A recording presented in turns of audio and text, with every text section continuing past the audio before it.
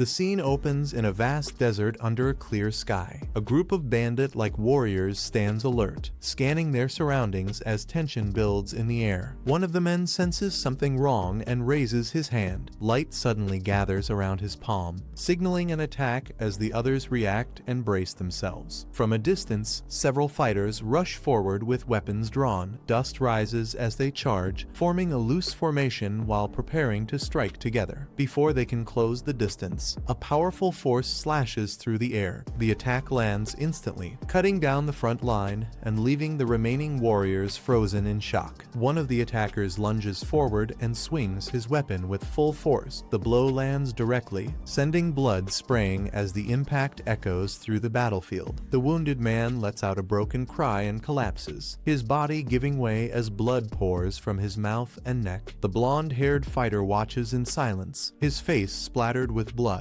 His expression remains calm and unreadable, showing no hesitation after the strike. In the next instant, he raises his weapon high and slams it down mercilessly. The body crashes into the ground with a heavy impact, marking the end of the fight for his opponent. The blonde-haired fighter pants heavily, blood dripping down his face as exhaustion finally catches up to him. His grip on the weapon loosens, but he remains standing. Seeing his condition, the surrounding men shout angrily, cursing him and labeling him a monster for what he has done. Despite his shaky posture, he steadies himself and lifts his head. His stance shows fatigue, but there is no sign of surrender. Sensing an opening, the remaining fighters rush in together, shouting that he is exhausted and urging each other to finish him at once. Close-up shots show his blood-soaked face as he struggles to breathe. His heart pounds violently, and every breath comes out strained and uneven. Blood fills his mouth as he exhales, the pain intensifying with each breath. His condition worsens, making even breathing feel unbearable. From a low angle, his battered body sways as blood and sweat drip down.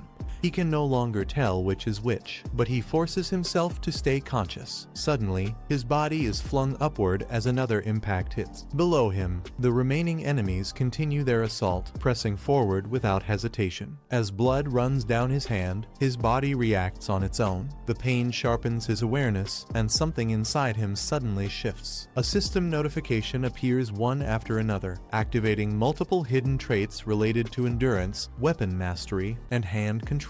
In midair, the exhausted fighter is surrounded by enemies closing in from below. They shout that he is worn out and urge each other to finish him immediately. His eyes widen as he roars, releasing everything he has left. The moment marks a sudden change, signaling that the fight is far from over. His senses make it clear that this is not an illusion or a special effect. What he is experiencing is real, and there is no escape from it. The scene cuts to a messy room filled with empty bottles, cans, and leftovers, showing signs of exhaustion and repeated failure over time. He sits alone in front of his computer late at night, staring at the glowing screen in silence, his posture heavy and defeated. The screen displays a clear result: game over. The moment settles in, marking another complete loss and reinforcing the harsh reality he is trapped in. He vents his frustration at the game, calling it worthless after another loss. Despite the anger, he keeps playing, unable to stop himself. His daily routine is revealed from above as he spends weekdays gaming non-stop, ignoring time while others continue working their normal lives. Months earlier, he quit his job and shut himself off from the outside world. He spends his days staring out the window, doing nothing but passing time. Now completely isolated, he lives alone in his room, surviving only on games. His lifestyle has fully turned into that of a gaming addict. Surrounded by empty cups and a glowing keyboard, he continues gaming late into the night. This routine has become normal for him. He reflects on how long he has lived like this, realizing he has been doing the same thing year after year without any real change. Looking at his own reflection, he admits that spending 5 years on a single game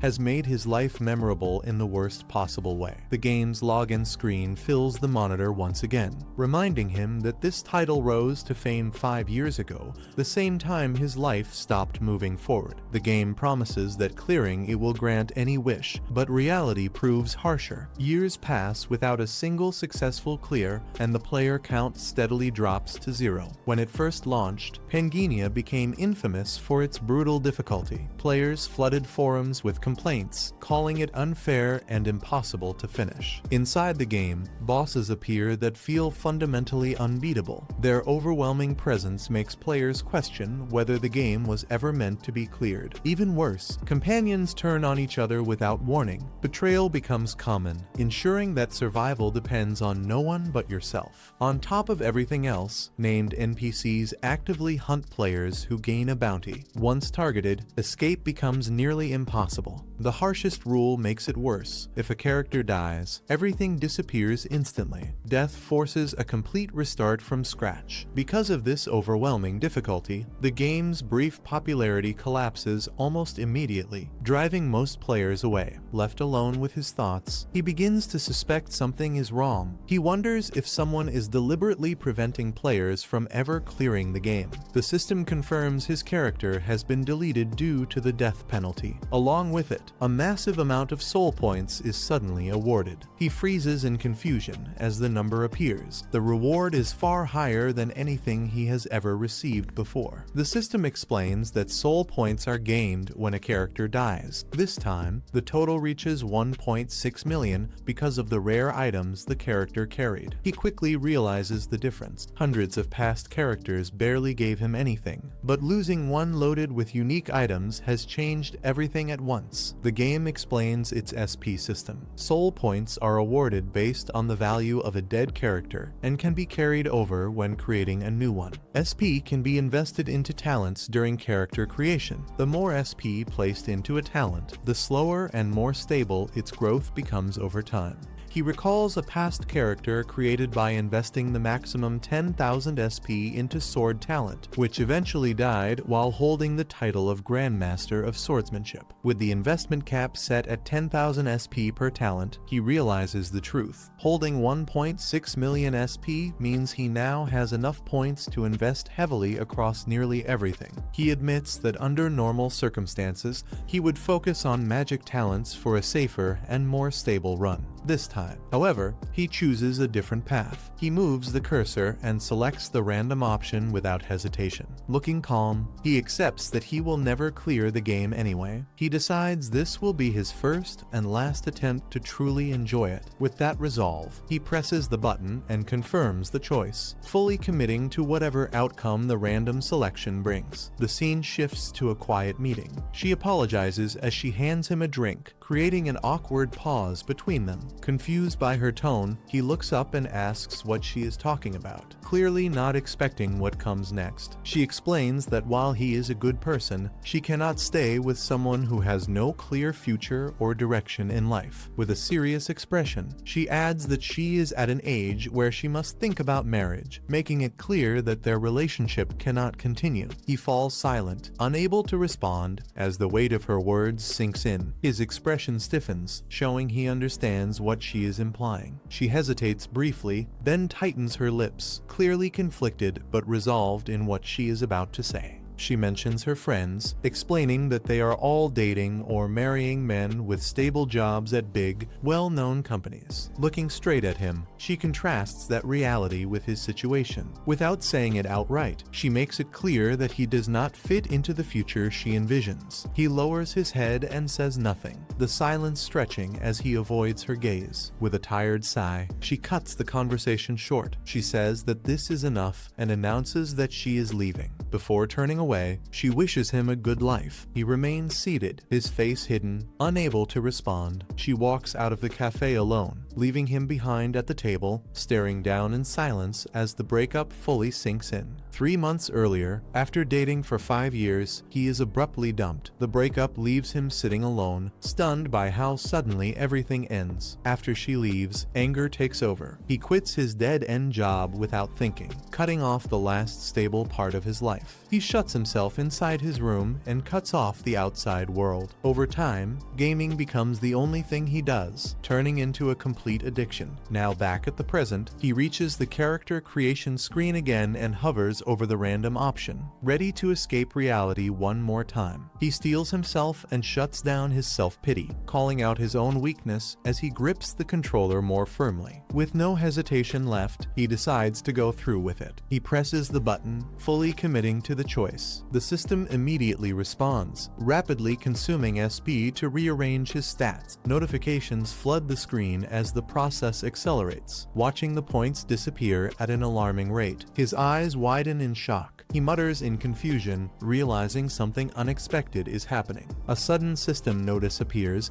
announcing that a hidden piece has been activated. He freezes, confused, as this is something he has never seen before. Another message follows, congratulating him for satisfying a special condition and stating that he has been invited to Pangaenia. The wording feels completely unfamiliar. He questions whether the game ever displayed messages like this in the past. Before he can react further, the screen erupts with violent motion. A powerful force pulls him forward as the world distorts around him. His eyes widen in shock, realizing that something far beyond normal gameplay has just begun. A deafening roar echoes as a monstrous presence fills the space. A furious voice curses the world and condemns everything it created. The pressure crashes down on him. He screams in pain as violent energy slams into his body from all directions. Clutching his head, he staggers and tries to understand what is happening. The sensation is overwhelming and completely unfamiliar. Amid the chaos, he realizes the truth. A voice is speaking directly inside his head, signaling that this is no longer just a game. The pressure becomes unbearable. His body is violently thrown back, smashing into the room as the force overwhelms him. He crashes to the floor, gasping and trembling, barely able to move, while the pain continues to surge through him. The glow from the monitor floods the dark room as he collapses completely. His strength gives out, and his consciousness starts to fade. On the screen, red system messages appear, speaking like a god's declaration and wishing him happiness in Pangaenia, confirming that his fate has now been sealed. His consciousness snaps back in a harsh environment. Voices shout at him, cursing and ordering him to get up as pain shoots through his body. He struggles to his knees, confused, while armed men surround him. One of them threatens that if he collapses again, he will be fed to something called the Hydreigon. The name hits him hard. His eyes widen as fear and disbelief surface, trying to understand what kind of place he has been dragged into. Heavy footsteps approach nearby. Massive claws dig into the ground, confirming that the Hydreigon is real and dangerously close. He looks around in panic as the situation becomes clearer. Chains bind his wrists, and rough shouts echo around him while other captives move ahead. His eyes widen when he finally sees it clearly, a massive dragon-like creature looming above. Fear grips him as he struggles to understand where he is. He clenches his fists despite the restraints, his body trembling as the ground shakes with the creature's movements. Before he can react, a guard strikes him from behind and orders him to stop spacing out and return to formation,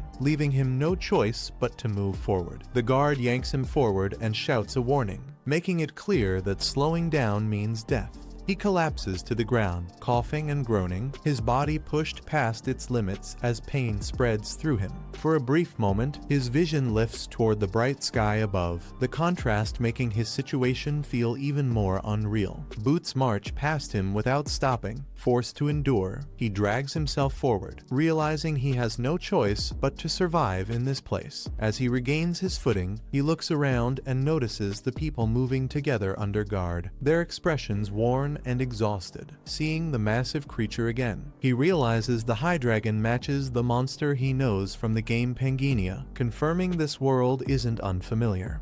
His gaze shifts to the rocky desert terrain ahead. The landscape feels strangely recognizable, strengthening his suspicion about where he is. Lowering his voice, he tries to access the system he knows best and calls for the status window, testing whether the game's mechanics still exist here. A blue holographic screen materializes in front of him. The familiar system interface responds, proving that the status window is real. He stares at it in disbelief as detailed stats, talents, and traits appear far more than an ordinary character should have. Scanning the information, he notices abnormal values and warnings tied to the world itself, hinting that something about Pangaenia is unstable. Looking at the endless line of captives ahead, realization finally hits him. He hasn't just logged into a game. He has truly entered Pangaenia. He freezes in shock, staring at the glowing panel. This isn't a hallucination. The status window is real and fully active. As he checks his stats, confusion hits him. Every base stat is set to 12, far beyond what should be possible for a starting character. Scrolling further, he notices something even more absurd. The panel lists 13 active hidden traits, each one sounding powerful and abnormal. Before he can process it all, movement around him draws attention. The other captives react in surprise, reminding him that whatever he has become, he's standing in the middle of a dangerous situation. Suddenly, tension spreads through the captives. He senses something wrong as murmurs rise and guards begin to panic. The soldiers turn toward the horizon, their faces stiff with fear. Even the experienced ones hesitate, realizing a serious threat is approaching. A massive force appears in the distance, shaking the ground as it advances. Someone shouts that it's the army of the Desert Queen. Chaos erupts as the truth sinks in. The non-aggression pact has been broken. The Desert Queen's forces have launched a direct attack, throwing everyone into imminent danger. The guards shout orders and brace for combat, warning everyone to stay alert or die on the spot. As the battlefield erupts, he stiffens when a powerful woman steps forward, her presence instantly dominating the area and silencing the noise around her. Hearing her title, recognition strikes him. The Snake Princess, an infamous figure he clearly remembers from Pangaenia. Before he can think further, a blue system alert appears. The main quest is generated, confirming that the real story has officially begun. He turns toward the glowing screen in confusion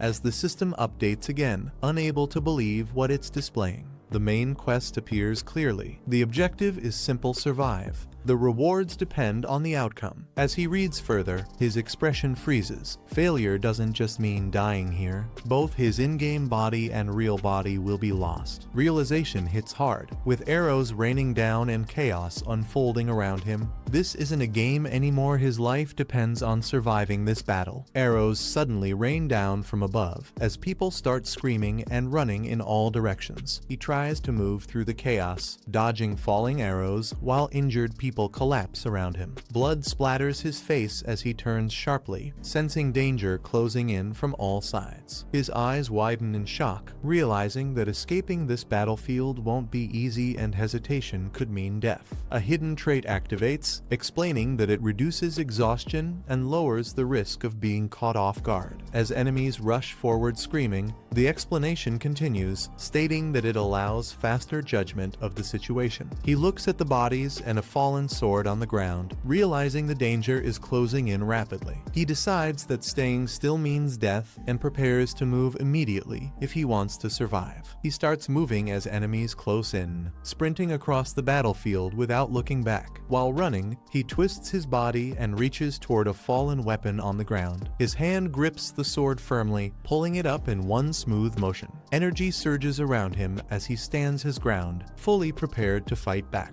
An enemy charges in from above, swinging down with full force as he turns to face the attack. He counters instantly, releasing a surge of blue energy that crashes into the attacker mid-air. The blow lands cleanly, sending the enemy flying back while blood spills from the impact. He lands in a low stance with his sword glowing, energy still swirling as the fight continues. A system window appears, announcing the activation of a hidden trait. His eyes sharpen as blue energy gathers tightly around his face. Footsteps rush closer as the enemy closes the distance at full speed. He lifts his head, eyes calm and focused, tracking the incoming threat. The attacker charges in, swinging his weapon downward while shouting in rage. He reacts instantly, shifting his body aside as the heavy strike slams past him, missing its mark. He tightens his grip on the weapon, holding it steadily despite using it for the first time. As the enemy rushes in, his stance stays firm and his movements remain precise. He swings at the perfect moment, striking with speed and accuracy that surprises everyone. The attacker screams as the blow lands, proving he can wield the weapon like an expert. He looks up sharply, sensing another change as the flow of energy shifts. His expression tightens when he realizes something new is happening. Multiple weapons begin to materialize in the air, forming neatly in front of him. Axes hover in perfect alignment, each one glowing faintly as they prepare to move. The enemy swings again, sparks bursting as the attack cuts through the air. Blue energy traces along his body as his senses sharpen. His eyes widen, clearly tracking the exact path of the enemy's sword. He moves at the last moment, stepping into the opening as the blade passes harmlessly by. The enemy recoils in pain as blood bursts from the impact. Without hesitation, he tightens his grip on the axe and steps forward. He swings down with full force, bringing the weapon straight toward the enemy's head. The strike lands before the opponent can react, cutting him down in a single blow.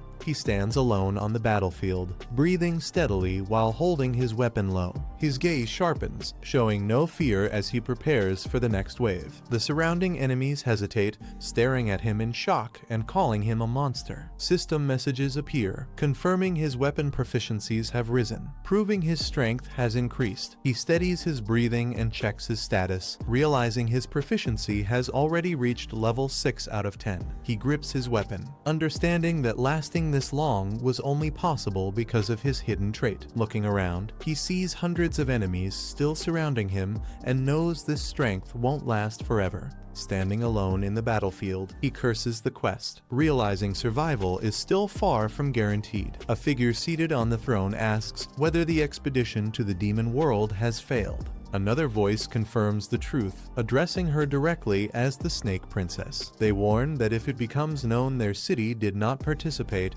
the central continent will blame them for the failure. She listens in silence, then decides they must prevent that outcome at all costs. She is ordered to head to the Kaltzman Desert and deal with the aftermath of the expedition. The command is clear: erase all evidence that Feiselmer never sent any troops. This includes eliminating every remaining survivor connected to the failed expedition. In return, she is promised that if she performs well, the curse placed on her will finally be lifted. She acknowledges the order without hesitation, accepting the task she was given. The reminder is clear: failure is not an option, and she must see the mission through. Later, she stands in the desert, calmly surveying the area where the survivors remain. She turns toward a crawling man and coldly asks if everything is finished. The wounded man hesitates and reports that there is still one survivor left. She repeats the information, calmly confirming that a single slave is still alive. The scene shows the battlefield filled with corpses, making it clear how few remain. At a distance, the last survivor is revealed, barely standing while leaning on his sword. The system activates, restoring his health and mana while completely removing his fatigue. A notification appears as his level increases to level 2, and his condition visibly stabilizes. He lowers his head briefly, then stands upright with renewed strength, gripping his weapons firmly. Facing the approaching enemies, he coldly orders them to move out of his way. The survivors notice someone approaching from above, and one of them realizes that the princess has arrived. He looks up at her and calmly acknowledges her presence, recognizing her at once. She stands on the elevated ground, staring down at the battlefield as her name is revealed: Isabella von Dersian. The system displays her information, confirming her identity and level, while stating that her stats, talents, and skills cannot be analyzed due to insufficient understanding. He looks up in shock as the system confirms her level. Level 8 is revealed, and he immediately realizes the gap is overwhelming. He understands that from level 7 onward, the difference in strength becomes absolute, and level 8 fighters are considered among the strongest. Facing her directly, he tightens his grip on his weapons and admits that standing against her like this puts him at a complete disadvantage. The system reiterates her condition, stating she cannot leave the area due to a curse, while her stats remain unreadable, making the situation even more dangerous. He senses something wrong and looks up in confusion as a sudden presence enters his field of view. A woman steps forward calmly, her approach slow and deliberate, while he instinctively steadies himself with his weapons. She faces him head-on and states that his performance was interesting, but her expression shows no hesitation. Her killing intent fully emerges as she declares that he has to die, confirming that the encounter has turned into a direct execution. He remains silent, recalling how he always chose the hardest games and kept playing despite constant criticism and extreme difficulty. The scene shifts to his past, showing him repeatedly clearing impossible challenges, proving that difficulty never stopped him. He admits that his obsession with mastering those games shaped the way he thinks and reacts under pressure. As the present returns, he moves forward toward her without hesitation, implying that he has already found a way to face this situation. She suddenly rushes in with overwhelming speed, closing the distance before he can react. With a calm smile, she asks if he truly wants to lift the Queen's curse. Making her intentions clear, he stands still as her attack reaches him, showing no panic while power gathers around his body. As the clash happens, he smirks slightly, signaling that he has already prepared his response. She charges in with her blade drawn, but suddenly freezes when he calmly steps into her range. Their faces come close as he looks straight at her without fear, making her hesitate. He opens his eyes and answers her question, revealing his confidence instead of backing away. He states that he reads the stars and leads people toward them, leaving her stunned by his words. He clearly introduces himself as the starbearer and states that he can help lift the Queen's curse. Her eyes widen in shock as she realizes his words carry real authority. Seeing her reaction, he turns slightly and confirms to himself that his claim worked. The system explains that starbearer is an NPC class role, something only players who surpass the maximum level can achieve. He explains that the starbearer role only works on NPCs, and to remove the Queen's curse, she needs the starbearer's blessing. Since Isabella wants to escape the curse, she lowers her head and listens, her body visibly trembling. He calmly states that the reason she wants freedom from the curse is simple, directly calling her name. The system confirms that Isabella von Dercian, a level 8 character, is someone he himself created. He explains that Isabella was meant to guide players early on, but she became trapped here because of the Queen's curse. From a player's perspective, the curse exists only to keep them within the early starting zone. He recalls that players were originally supposed to travel the world freely, but Isabella was left behind, bound by that role. After listening in silence, she finally looks at him and asks a simple question: his name. He gives his name Randolph, and the system immediately confirms it has been set. She watches him in silence, carefully judging his words and his reaction. Turning away, she decides to spare him for now, stating that his life will be postponed. As she walks off, she warns him that if he is lying, she will kill him without hesitation. She coldly warns that she will tear him apart if he causes trouble, then orders her men to escort him, stating he is now an honored guest who must be handled carefully. As he walks away under guard, the system begins finalizing the results, recognizing his survival as the completion of the main quest. His performance is judged as record-breaking, triggering multiple constellations to react, with his rewards being upgraded due to exceptional results and beginner's luck. He receives several rare rewards in succession,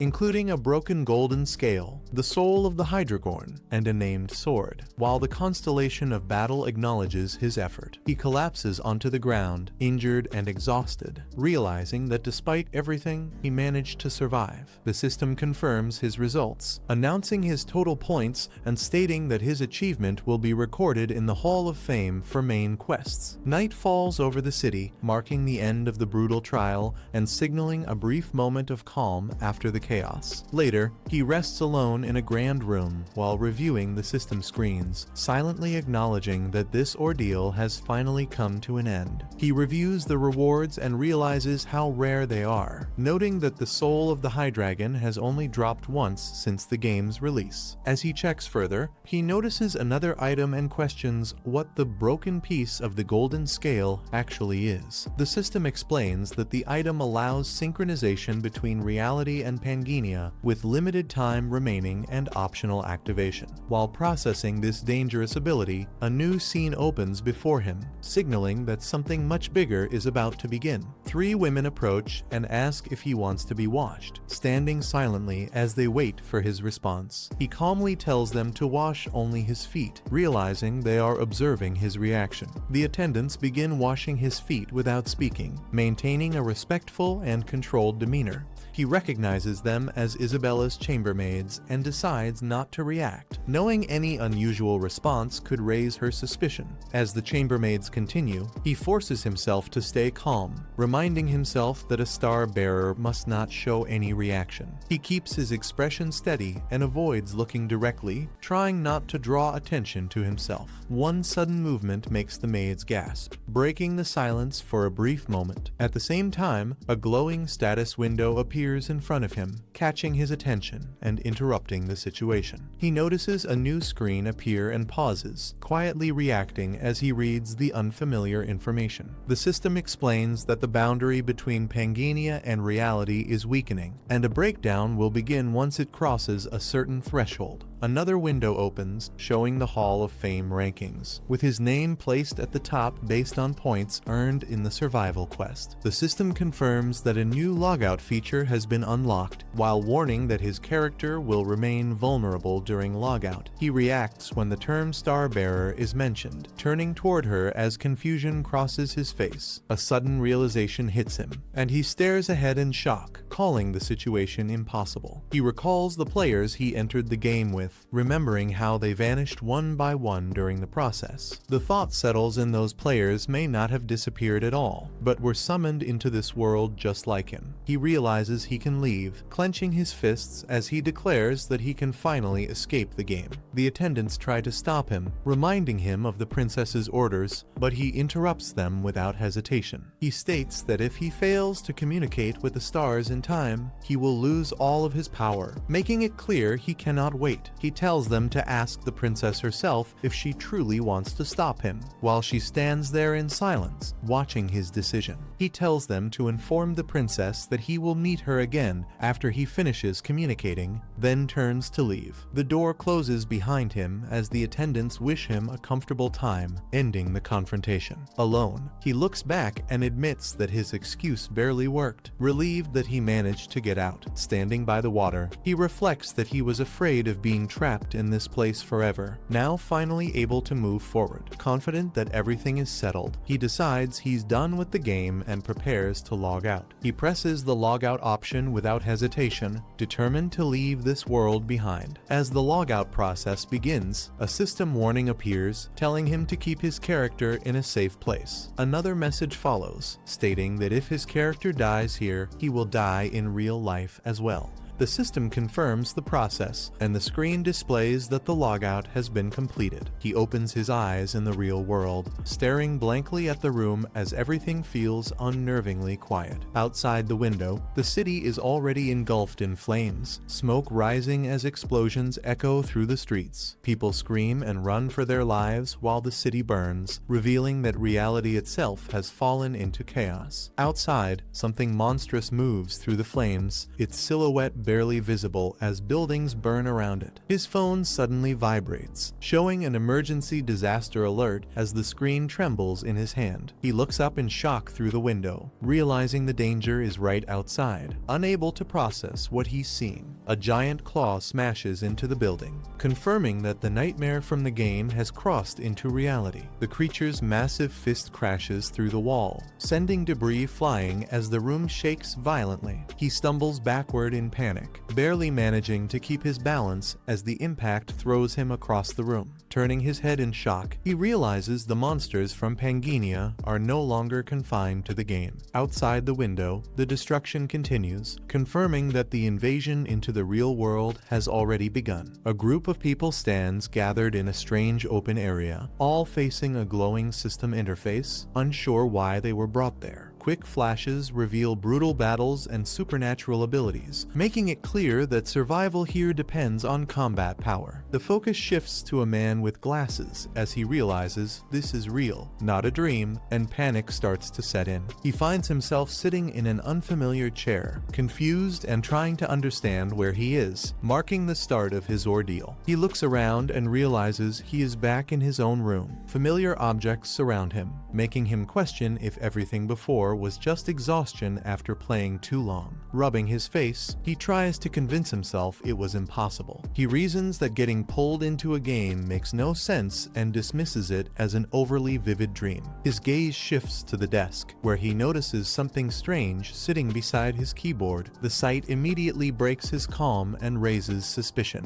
When he picks it up, shock takes over. He can no longer deny it, realizing that what he experienced wasn't a dream and that everything was real. He suddenly remembers the game and rushes to check it, expecting to find answers about what just happened. Instead, the screen shows an error page, confirming the game homepage has completely disappeared without explanation. Confusion turns into panic as he realizes something changed while he wasn't paying attention, and the situation is slipping out of control. Before he can react, a terrifying presence appears, forcing him to cry out for help as the danger reveals itself. Chaos erupts in the streets as a grotesque monster crashes down, sending people flying and filling the area with screams and destruction. Bodies hit the ground and blood spreads as survivors panic. Realizing this is not something they can fight, a man desperately radios for help, shouting that unidentified monsters have appeared and immediate backup is needed. Nearby phones begin vibrating non-stop, signaling an emergency alert as the situation spirals completely out of control. Watching the chaos unfold outside, he freezes in shock as monsters rampage through the streets, unable to understand how this is happening. He realizes these creatures look exactly like monsters from the game, making the situation feel even more unreal and terrifying. As he moves, the strange item he picked up earlier slips from his grasp and falls to the ground, drawing his attention. Staring at it, a horrifying thought hits him that the boundary between reality and the game world may have completely collapsed. A system screen suddenly appears, displaying multiple abilities and a destruction progress warning, explaining that as it rises, the boundary between reality and the game weakens. Reading this, he panics and struggles to think, overwhelmed as he wonders what he is supposed to do in this situation. His eyes fall on the strange golden item lying on the floor, its presence standing out as if it holds some kind of answer. He quickly reaches for it and grips it tightly, realizing this item may be his only chance to survive what's coming next. He quickly connects the dots, realizing that if monsters from the game exist in reality, then items from the game might work here as well. Without hesitation, he rushes toward his computer, determined to test his theory before it's too late. As he activates the item, a warm glow spreads through his hands, confirming that something is responding. In a flash of light, powerful game rewards manifest before him, proving that he now has access to weapons and abilities from the game. He stares at the glowing fragment in his hand, confused about how to activate it, realizing it doesn't respond the same way it did inside the game. As information appears, he understands that the fragment can synchronize reality with the game world for a limited time, but ordinary humans still can't fight those monsters directly. Even so, he hesitates only for a moment, knowing he has no other option if he wants to survive what's coming. He activates the fragment, and in an instant, a powerful presence manifests behind him,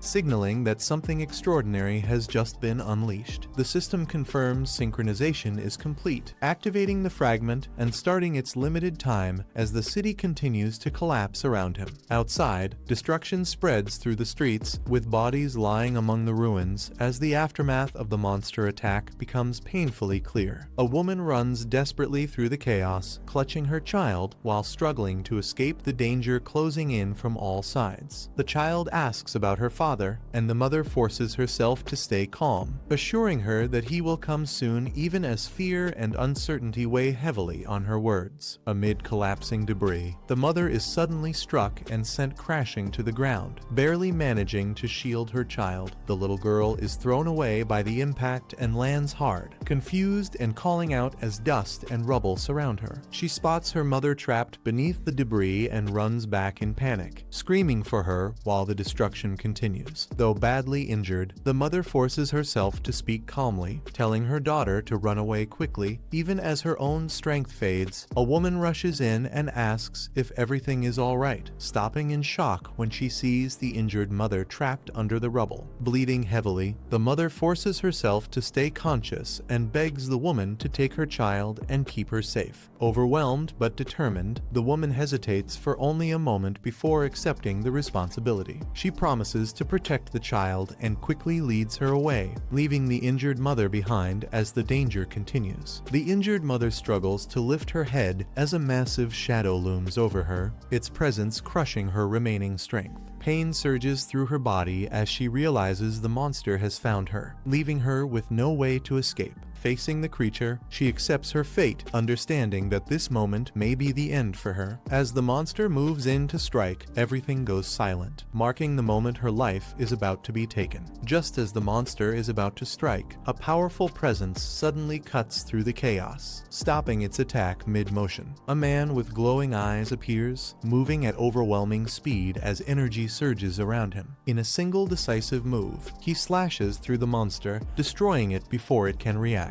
Witnessing this, everyone freezes in shock, realizing that someone capable of fighting these monsters has finally arrived. Clutching the child tightly, the woman realizes she survived, barely escaping death as debris continues to fall around her. She turns back and spots the man who saved them, standing calmly amid the destruction, making her wonder who he really is. Suddenly, another monster lunges from behind, its massive body crashing toward them without warning. Seeing the danger, she screams a warning just in time as the threat closes in again. The sudden impact throws the woman to the ground as the monster crashes past, shaking the entire area. Holding the child close, she looks up in fear, sensing something massive moving behind her. In the distance, an enormous beast reveals itself, its presence overwhelming as multiple heads rise into view. As the man stands calmly before it, the truth becomes clear: the monster facing him is a terrifying dragon with 9 heads. The man calmly orders everyone to stay still as he positions himself between them and the massive dragon. Holding the child tightly, the woman looks up in disbelief, struggling to understand what she's witnessing. As she catches her breath, doubt creeps in, making her wonder if this overwhelming scene could somehow be a dream.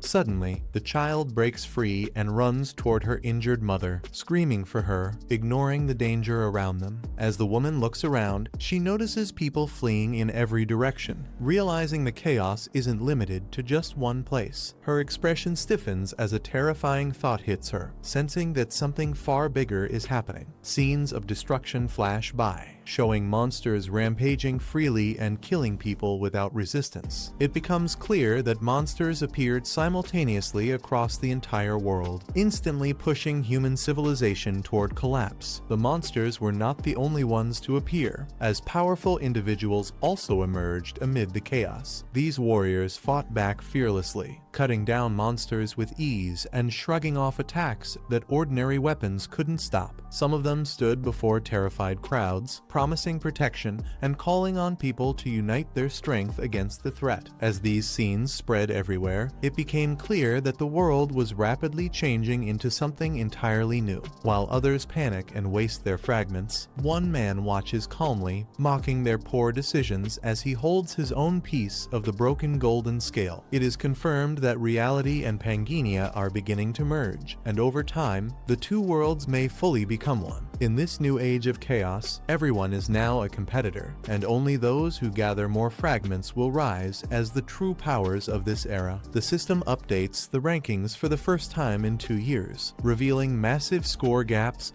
and an overwhelming top score that sets the standard for survival. At the top of the rankings stands a mysterious name, Randolph, making people wonder if he is the same figure known as Phantom. Because no one knows his real identity, he is also called Ghost, remembered as the first player to form an NPC expedition and push deeper than anyone else. That expedition ultimately ended in total failure, with his strongest character falling during the mission. since the strongest character is summoned upon death. It becomes clear that he must have been summoned into Pangaenia at the exact moment the expedition collapsed. Although appearance and equipment are reset, certain talents from a player's previous character still carry over. Seeing this, it becomes clear how Randolph achieved such an overwhelming score compared to everyone else. With monsters now appearing in reality, summon players have begun crossing over as well. These players arrive in the real world bearing the exact forms and abilities of their characters from Pangaenia. As he reflects on everything so far, the situation finally starts to make sense, with each piece fitting together clearly. He recalls how his previous character nearly reached the game's ending during the Demon Realm expedition. That run failed because of constant interference, hostile NPC mercenaries,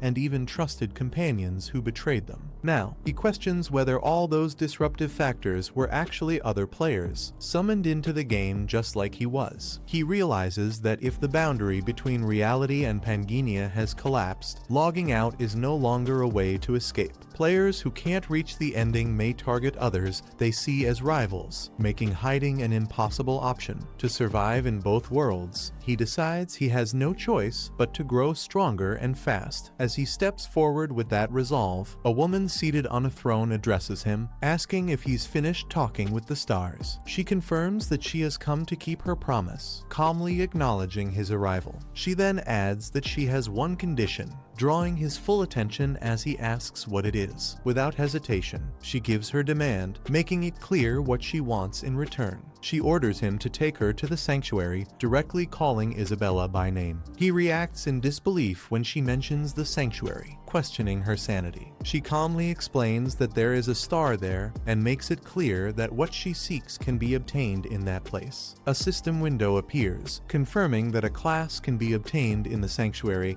and the quest will end once it's acquired. Under the moonlit sky, the ruined city stands silent, showing the aftermath of the sudden destruction. A blood-stained foot steps forward, leaving a dark trail on the ground as someone advances without hesitation. Bodies lie scattered across the corridor, the walls and floor soaked, proving a one-sided massacre has already taken place. She wipes the blood from her blade, standing calmly amid the flames, showing she is still in full control of the situation. A few hours earlier, he finishes off the remaining guards in minutes, proving his strength and leaving no room for doubt. He confronts Isabella and demands to be taken to the sanctuary, catching her off guard with his confidence and calm tone. When she questions his sanity, he explains that after surviving the first main quest, the next step is to obtain a class. With a firm look, he reveals that the class he wants can be obtained right there, pointing out that a star exists inside the sanctuary. He asks if there really is a star inside the sanctuary. She confirms that a star exists, but it is hidden and not easily found. He explains that the fourth star was something he discovered while raising his previous character, and that he is likely the only player who knows its exact location. He adds that only by obtaining a star can her curse be lifted through the blessing of stars. She warns him that no one is allowed to enter the Holy Land, and that anyone caught sneaking in will face consequences. She reminds him that time is running out, and this is his last chance to leave the desert. He states that if persuasion fails, he will force his way in. After a brief pause, she finally allows him to enter the sanctuary. He confirms that they have arrived. She states that this place is the holy sanctuary hidden within the desert. A system message appears, confirming entry into the sanctuary and starting the subquest for exploration. It explains that rewards depend on the exploration rate. Multiple warnings appear, stating that the area does not meet the recommended level, is filled with venom and magic, and that low horsepower makes exploration dangerous. Another system notice reveals hidden characteristics, stating the sanctuary is protected by a giant dragon. He admits that without these hidden traits, he would not have entered at all. He explains that this sanctuary was originally a restricted place where level 2 beginners were not allowed to enter. He notes that with Isabella accompanying him, exploring it as a subquest would normally bring huge rewards. He makes it clear that subquests are not his priority right now. He stops and focuses, saying that what matters is right here in front of them. A system message appears, stating that a class can be acquired through Main Quest 2 by obtaining it inside the sanctuary. Another notice adds that compensation varies depending on the class level obtained. He smiles and concludes that getting a class here is the real objective, because once he does, he can finally secure a proper job. The surroundings tremble as dark energy flows through the sanctuary. The air thickens, and something hidden begins to respond. She looks around in silence, sensing the change. Her expression remains calm, but her focus sharpens as the presence grows stronger. The energy continues to swirl behind her, pillars emerging as the space reacts to her awakening. The atmosphere becomes heavy and oppressive. She closes her eyes and forms a faint smile, signaling that the process has begun and that something significant is about to appear. She suddenly realizes something is wrong and stops, questioning the direction they are heading while warning that mistakes can happen. She explains that the bridge ahead is a trap, designed to sweep anyone away if they cross without knowing the mechanism. He steps closer and calmly speaks, admitting he failed to notice the trap, and directly asks her if she is scared. Her eyes widen in shock at his words, realizing his confidence and that she may have misjudged him. She mocks him, saying he looks more scared than he admits, while he calmly denies it and introduces himself as the Snake Princess. He explains that the bridge is likely a trap and claims he has a leg cramp,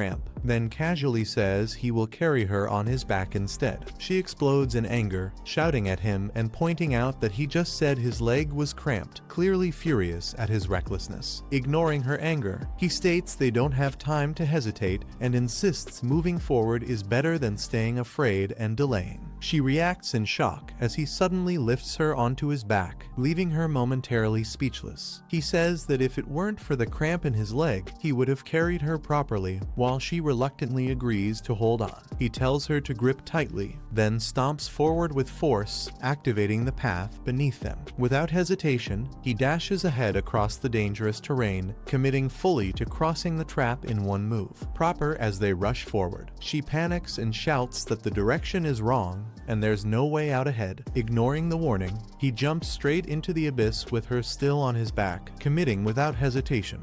Mid-fall, his eye reacts as a system message appears, announcing that a hidden characteristic has been triggered. The mutant trait activates, granting him special vision that allows him to see things hidden from normal human sight. While falling, she asks if there's a path he can't normally see, and he calmly confirms that this invisible route is the real way forward. She panics internally, confused about how he can sense a path even when she, the second in command, can't perceive anything. He remarks that he didn't expect her to have acrophobia, then shuts her down when she questions his confidence. Annoyed, she snaps back, accusing him of being too relaxed, while he casually responds that carrying her weight isn't a problem at his level. As they move forward, she compares the feeling to reconnecting with someone familiar, like meeting a friend after a long time.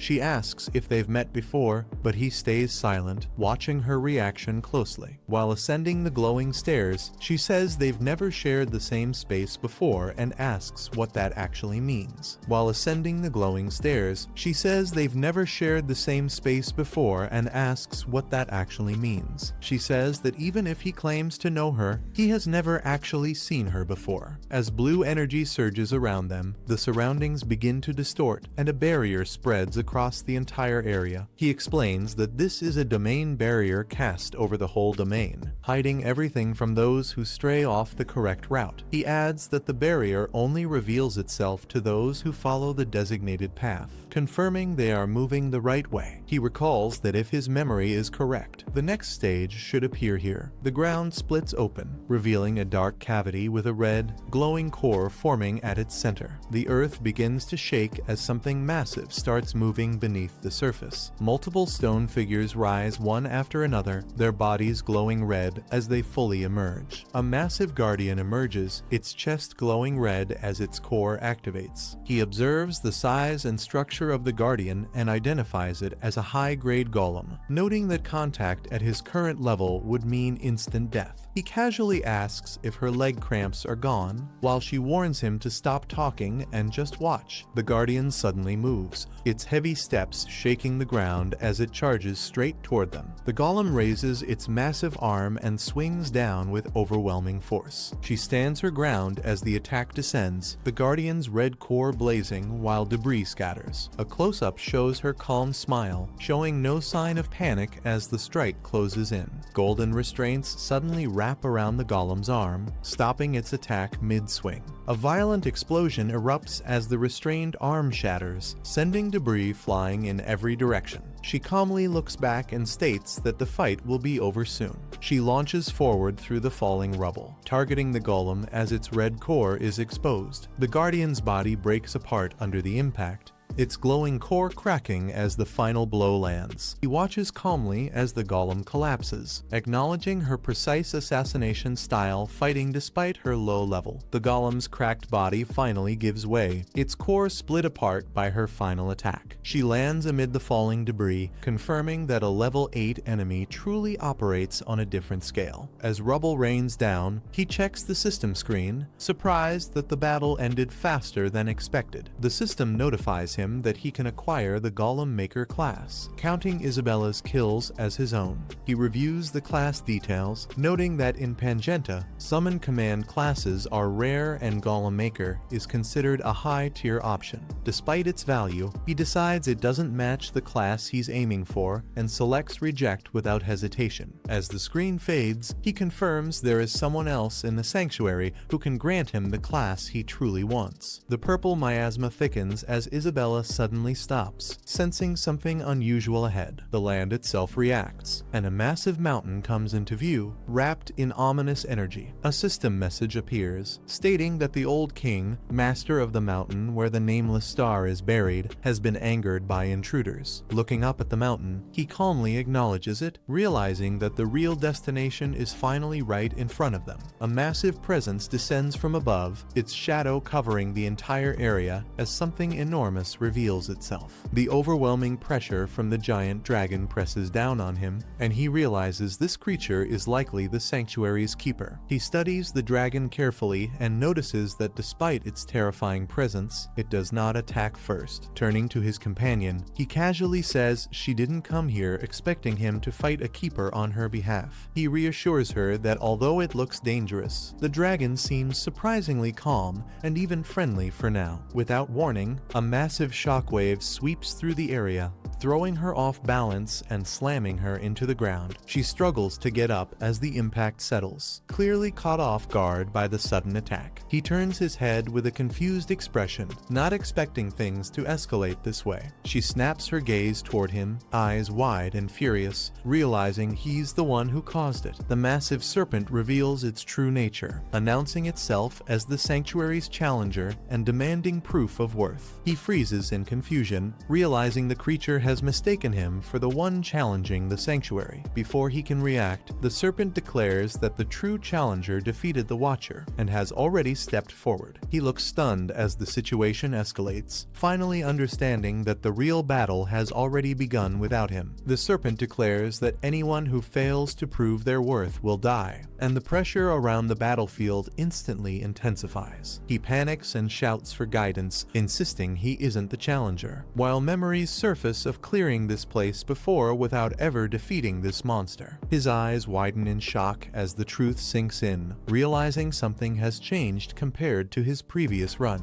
The Guardian is revealed as the Ancient King, Dramath, the massive keeper of the sanctuary, a godlike being whose power grew by absorbing the star's spiritual energy. He recalls that the last time he cleared this sanctuary was when he was raising Wilhelm, back when he himself was a level 10 player and a star transcendent character. At that time, Wilhelm guided them directly to the star, likely because Wilhelm fully met the sanctuary's hidden qualifications. He analyzes the keeper's behavior and realizes the rule is simple: the Guardian attacks anyone weaker than itself, and back then, he was overwhelmingly stronger. Now facing the same threat with far less power, he clenches his fist and wonders what to do next, knowing there has to be another way to survive. She is struck down hard and skids across the ground, barely managing to brace herself as pain shoots through her body. She forces herself to move but struggles, realizing the sanctuary's miasma is interfering with her body body and slowing her reactions. Gritting her teeth, she admits that from the very start, things have been going wrong and her condition keeps worsening. As she lies there catching her breath, doubt creeps in, and she wonders if trusting the thinker and stepping into this sanctuary was a huge mistake. She urgently calls out for Dramit to stop as the massive pressure surges again across the battlefield. The giant halts mid-movement, its enormous body stirring the air and ground as its attention sharply focuses forward. A close-up of its eye shows clear shock, signaling that something completely unexpected has happened. He steps forward calmly and directly addresses the keeper, causing Dramit to question how this human knows its true name. He calmly states that he is the keeper's master, clearly calling out the name Wilhelm without hesitation. From a distance, the massive body of the sanctuary keeper coils around the field as silence briefly takes over. Dramit lowers its head, its gaze locked onto him,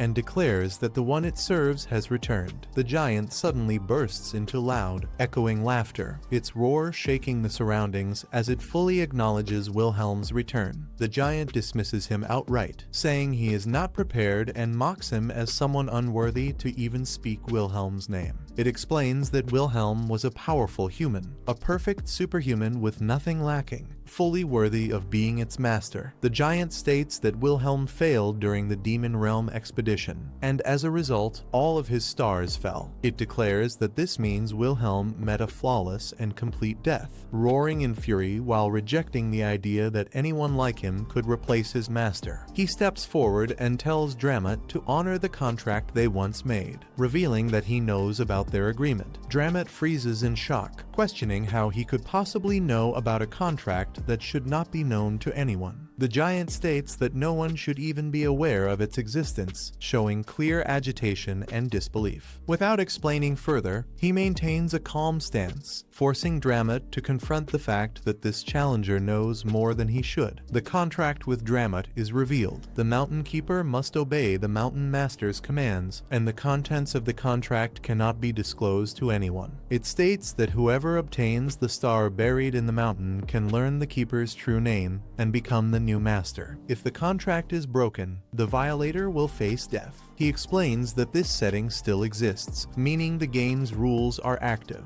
Since he is using Randolph's body, the contract's curse does not affect him. Dramit looks down at him in disbelief and calls him a microbe, realizing the contract is being exploited in a way he did not expect. Jinwoo calmly responds that if the monster wants answers, it should lead the way and prove itself. The red-eyed presence mocks him, claiming the star shows no mercy and that approaching it alone is enough to burn him away. Unfazed, Jinwoo says they'll find out the truth once they move forward, showing no fear toward the threat. The elite monster ridicules Jinwoo's confidence, questioning what he's relying on as it prepares to test his strength. The serpent stops mocking and agrees to lead them, saying there's no reason to refuse since the star itself will judge them. It still doubts Wilhelm's identity, but decides to deal with him directly because he knows about the contract. The massive serpent turns and begins moving ahead, guiding them toward the star. Wilhelm follows from a distance while the atmosphere around the mountain grows heavier and more oppressive. The scene shifts upward as the surroundings darken, signaling they are nearing the star's domain. The environment becomes quiet and tense, as if something is waiting. The girl looks ahead in shock, staring at what's appearing before them, and quietly asks if this is really it. The girl looks around the dark chamber and asks where the star is, unable to see anything that resembles it. The serpent answers calmly and points forward, saying the object placed on the altar ahead is the star. A skull embedded in a magic formation is revealed, and the serpent confirms without hesitation that this skull itself is the star. Wilhelm stares at it in disbelief and questions it, while the serpent clarifies that the skull is actually Li's face. The serpent explains that Li, one of the twin goddesses of Pangaenia, died, and her body was split into 32 pieces scattered across the continent. It states that when a player performs creation, those fragments are used as the foundational cornerstones that form the world's boundary. Wilhelm holds the skull and reacts in shock as he realizes the truth behind what the star actually represents. The serpent concludes that the 32 fragments of Li's body are what people call stars. As Wilhelm approaches the star, intense heat engulfs him, and his companion shouts in concern, asking if he's alright. The serpent mocks him, saying that merely getting close to the star is enough to burn a creature like him to ash. It continues taunting Wilhelm, claiming that despite his confidence, he was never acknowledged by the star. Wilhelm clenches his teeth in frustration as the serpent orders him to burn to death, calling him a mere microbe. Wilhelm recalls that a star only kills a player if they bypass Dramuit using a bug exploit and obtain the star directly, which he did not do. He remembers the information stating that obtaining a star without a class grants a special job, and he realizes this is his current condition. As the skull-shaped star cracks under the intense heat, Wilhelm admits he never tested this method himself and only learned about it by chance. Wilhelm focuses on the real issue, not survival, but whether he can obtain the job he truly wants as the star reacts to him. As the intense light engulfs him, Wilhelm's body begins absorbing the star's power, and his mana starts converting into sacred energy. System notifications appear, confirming new skills and effects as star possession activates and boosts all of his stats. Wilhelm steadies himself while the power settles, realizing the star's influence is fully merging with him rather than rejecting him. The system confirms the result: Wilhelm has successfully obtained the star successor class, marking his complete acknowledgement by the star. She looks at him in shock and asks if he really absorbed the star, unable to hide her disbelief. He turns back calmly, showing no visible backlash, confirming that the process is complete. Calling her by name, he asks what she plans to do once the curse is finally lifted. She explains her goal clearly: she wants to escape the desert and return to her original bloodline, the Dursian family. He tells her he can place a blessing on her so she can leave the desert, but only if she accepts one condition. When she asks what the condition is, he states it clearly: she must serve him for 1 year. He adds that after that year, he will grant her freedom and personally help her find her bloodline. She hesitates, gripping her clothes tightly, realizing the weight of the decision she has to make. He tells her plainly that he is not a king and does not speak lies, standing firm before her. She looks up at him, her expression wavering as she silently processes his words. After a brief pause, she lowers herself, hesitation visible as she makes her choice. She kneels and accepts his terms, declaring that she will follow him. He acknowledges her decision and calls it a wise choice, addressing Isabella calmly. He turns to Dramuit and confirms the hierarchy, stating that the master of the star is now her true master as well. Dramuit hesitates but answers in agreement, clearly shaken yet compliant. With the matter settled, he orders Dramuit to lower his head, asserting his authority as the new master. A system notification appears, calculating class results and showing an unprecedented score with multiple rewards upgraded. A close-up shows a shocked reaction as the impact of the results sinks in. The scene shifts to the sanctum, where it's revealed that Isabella has invaded the place, bringing along a slave she captured. A cold command is issued, ordering that they be brought immediately. The scene shifts to the real world, showing a quiet cafe as players gather to discuss recent events. They question whether Randolph is truly Phantom, the veteran ghost player who disappeared years ago. They conclude that surpassing top players like Gracia is impossible unless someone understands the game completely. Realizing Phantom's return could shake everything, they decide to contact him before others make a move. The girl wonders how Phantom was never found despite years of searching. They realize Phantom wasn't considered a real player before, but now that he is, there must be a way to track him. They note that Phantom will need a huge number of items to rank first in Main Quest 3, making his next move predictable. They decide on fishing, planning to use the secret auction hall to bait Phantom by listing valuable items and tracking the buyer. They explain that inexperienced players often buy cheap auction items and end up getting tracked, robbed, or killed. One of them doubts Phantom would fall for such a trick, saying that if he really is Phantom, he would already know every talisman option. After a pause, they reconsider and admit that Phantom might still take the bait. The girl gets excited, pointing out that if Phantom sees a cheap but tempting item in the auction hall, he might buy it, making it the perfect way to challenge and lure him out. They decide they must meet Phantom and forcefully invite him into their guild, joking about kidnapping as they argue over the plan. While discussing what kind of person Phantom might be in real life, an unexpected update interrupts them. The system announces a ranking update for Main Quest 2. The Hall of Fame refreshes, showing Randolph in first place with 230 points, far above the others. Seeing the score, they are shocked and question what kind of class could possibly give someone that many points. He decides not to use the secret auction hall for a while, noting that it doesn't really matter anymore. A defeated enemy collapses on the ground, badly injured and unable to resist. The man looks down coldly and states that as long as he keeps killing those at the top of the rankings, he can always rise back up. The system announces that the sub-quest, Sanctuary Exploration, has been successfully completed. After clearing the desert sanctuary, he gains achievements and rewards, noting that the ride out is easier than expected. While escaping, he plans to finish exploration at the same time, aiming to clear 2 objectives at once. Experience accumulates, and he levels up, briefly reacting as the system notification appears. At level 3, his status updates as a star successor, but he realizes leveling is much slower since the more talents he has, the more experience he needs. He notes that although leveling is slow, his overall stats increase more, so he decides not to dwell on it. He reviews the rewards gained from the main quest and realizes they are items far beyond what his current level should allow. 2 extremely rare items stand out, drawing attention as he turns away while Isabella watches in silence. One reward is the Shadow Cloak, which grants invisibility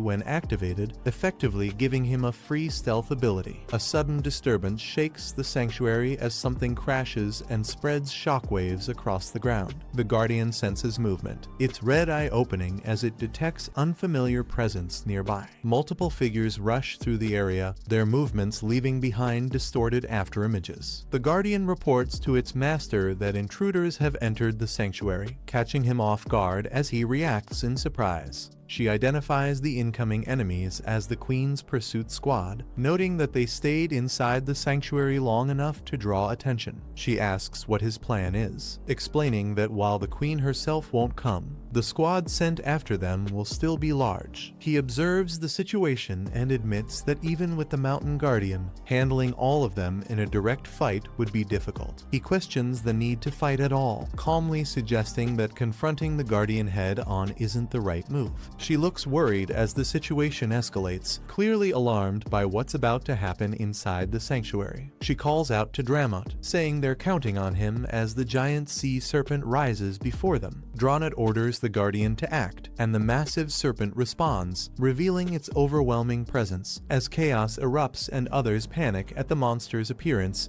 the two quietly run, questioning if it's really fine to leave everything to the Guardian. They run while talking, saying the Queen isn't coming yet, so it should still be manageable. He adds that the full pursuit squad hasn't arrived. This is likely just the advance unit. He explains that if they get stalled until the main force surrounds the sanctuary, escape will be impossible, so leaving fast is the only option. She questions if they're abandoning Dramot, but he clarifies the Mountain Guardian can't leave the sanctuary, meaning only they can escape. He says the only way out is the warp gate at the edge of the desert, and since Isabella's curse has been lifted, using the warp gate won't be a problem. He says the real problem is that the warp gate doesn't activate instantly. They arrive in front of the gate, and it's stated clearly that the gate needs time to activate. She reacts nervously as he explains that once they get past this point, they'll be out of the desert. He confirms it, but adds that they still need to endure until the gate finishes activating. She asks how long it will take, and he answers that the gate needs around half a day. He explains there's nowhere to hide in the desert, and while the pursuit squad will likely track them, delaying them inside the sanctuary gives some time. He says that during this waiting period, he must communicate with the star and can't stay logged in forever, because he needs to confirm what's happening in reality. She looks straight at him and asks directly if she can trust him. He grips the device and tells her clearly that he will protect her. She watches as he prepares to leave, remaining behind in the sanctuary while trusting his words. A system message appears, warning him to log out only in a safe location, followed by the logout confirmation. He wakes up in the real world, lying on his bed, showing that he has successfully disconnected. He sits up in bed, noting that he still hasn't fully adjusted to the sensation of returning from Randolph's body to his real one. He picks up his phone and checks the news, confirming that there are no disaster alerts or emergency reports. After reviewing the situation, he concludes that monsters have not appeared in reality yet. He reflects that reality and the game world are slowly merging, that monsters will appear sooner or later, and decides he must return periodically to gather more information. His phone rings. He answers, confused, as the caller greets him and asks how he's been. He checks the screen and recognizes the name, realizing it's Kim Seoyeon calling him. The scene shifts to a cafe where she speaks sharply over the phone, reminding him that she already bought him food and clothes. She confronts him directly, accusing him of acting cheap now, teasing him about claiming to be rich before, and demanding to know what he did wrong. At the cafe counter, he awkwardly suggests talking in person, saying he has nothing more to say right now. She cuts the call, telling him she's meeting a friend today and not to contact her, leaving him shocked as the call ends. Sitting alone, she looks irritated and mutters about him being an annoying jerk. Later, she reflects that although he was pathetic, at least he listened, while he sits alone in silence, thinking he should have held on a little longer. She arrives early and greets him casually, thinking she'd have to wait, while recalling that things might have been different if he had more money. She sits confidently and asks why he called her so urgently, suggesting they take their time and talk it out. He stays distant, telling her to get straight to the point since he needs to leave soon, noting that her vibe feels different now. Watching him act proud and unchanged, she smiles faintly and thinks that some things never really change. She smiles softly and says he always came right away whenever she called, even now, adding that it was something she always liked about him.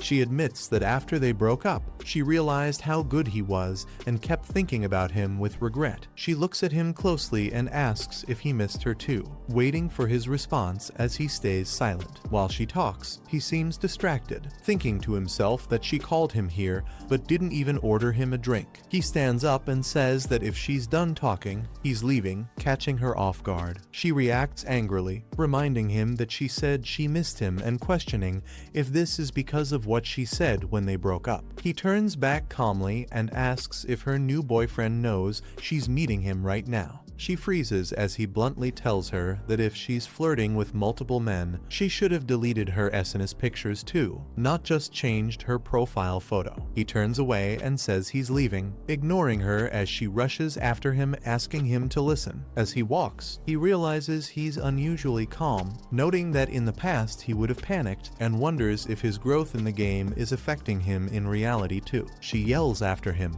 accusing him of stalking and snapping that she was being nice, but he doesn't stop and tells her that's exactly why he warned her to stop. Suddenly, another man grabs him aggressively and mocks him, escalating into a brief scuffle as the man shouts insults and causes a public scene. The attacker snaps, shouting that everyone has always looked down on him and threatens to kill him as he lunges forward. The hero reacts instantly, countering the attack with a sudden strike that shocks the man mid-motion. Before the attacker can recover, the hero grabs his arm and slams him down, completely overpowering him as the man freezes in disbelief. The woman watches in shock, clutching her head as she stares at the hero and asks who he really is. The hero steps forward, gripping his weapon tightly as he faces the attacker head-on. The attacker struggles and shouts for him to let go, but the hero's hand doesn't budge, showing overwhelming control. With a single twist, the hero locks the man's wrist, forcing a scream as the pain becomes unbearable. Staring coldly, the hero realizes this strength isn't imaginary, his real body has clearly changed. After the fight ends, the girl checks if he's okay while the attacker collapses behind them. Shaken but relieved, she thanks him, admitting he saved her and she doesn't know how to repay him. Confused by her reaction, he asks if something is wrong as they face each other. As he looks closer, he realizes she feels familiar and remembers seeing her before, leaving him momentarily distracted by the connection. Panel 1. He tells the girl she only reminds him of someone he knows. Lowering his guard for a moment, the enraged attacker suddenly charges from behind, screaming and raising his arm to strike. Reacting instantly, he pivots and delivers a powerful kick that sends the attacker flying. The blow lands cleanly, stopping the attack mid-motion and ending the threat in a single move. His kick slams the attacker head first into the ground, ending the fight instantly. The girl stares in shock, unable to process what she just witnessed. He lands smoothly and regains his balance, calmly turning away from the fallen man. From above, the attacker is shown lying motionless on the pavement, completely subdued. The police ask him to come to the station, treating him as involved in the incident. The girl explains she filed the stalking report and says he only helped, but the officers insist there was still an assault. He questions their logic, pointing out the attacker pulled a knife, while clearly growing impatient. When the officer says they're just following protocol, the girl asks who will take responsibility if he gets dragged into trouble as a witness. The girl introduces herself as Kim Hana, a reporter from CK Broadcasting, and questions why an innocent person is being bothered instead of the actual victim. She hints at reporting the incident publicly, making the officers realize the situation could escalate. The police recognize her as the reporter who appeared on YouTube and TV before, confirming her identity and influence. Under pressure, the officer backs down and allows the reporter to go directly with the complainant, ending the confrontation. He thanks Kim Hana for helping earlier, and she casually tells him not to worry about it. Kim Hana hands him her card, explaining that she covers cases related to Dimension Warriors, which immediately catches his attention. She briefly recalls the day of the Dimension War, when monsters invaded and mysterious people appeared to defeat them, later being labeled as Dimension Warriors. He wonders if those Dimension Warriors are the same as players, noting how the public accepts an interdimensional attack more easily than the idea of reality turning into a game. Kim Hana checks if he's hurt and reassures him that it's fine, saying she already has his card. Another woman rushes in, worried about him, and clings to his arm, making the situation awkward as Kim Hana asks if she's his girlfriend. He quickly denies it and explains that he doesn't have a business card, creating an uncomfortable pause between them. Kim Hana then asks for his phone number instead, telling him to hand over his phone, while the other woman reacts in shock. Kim Hana checks his phone, repeats his name, and casually says it sounds nice. She invites him out the next day, suggesting coffee or dinner and saying she'll treat him. He agrees without hesitation. As Kim Hana leaves after setting the plan, the other woman stands frozen, staring in disbelief. Her expression twists with jealousy and rage as she repeats his name, clearly shaken by what just happened. Kim Hana walks away while checking her phone, moving through the street without stopping. She answers a call and greets the person on the other end in a calm tone. The caller introduces himself as Kim-won from the station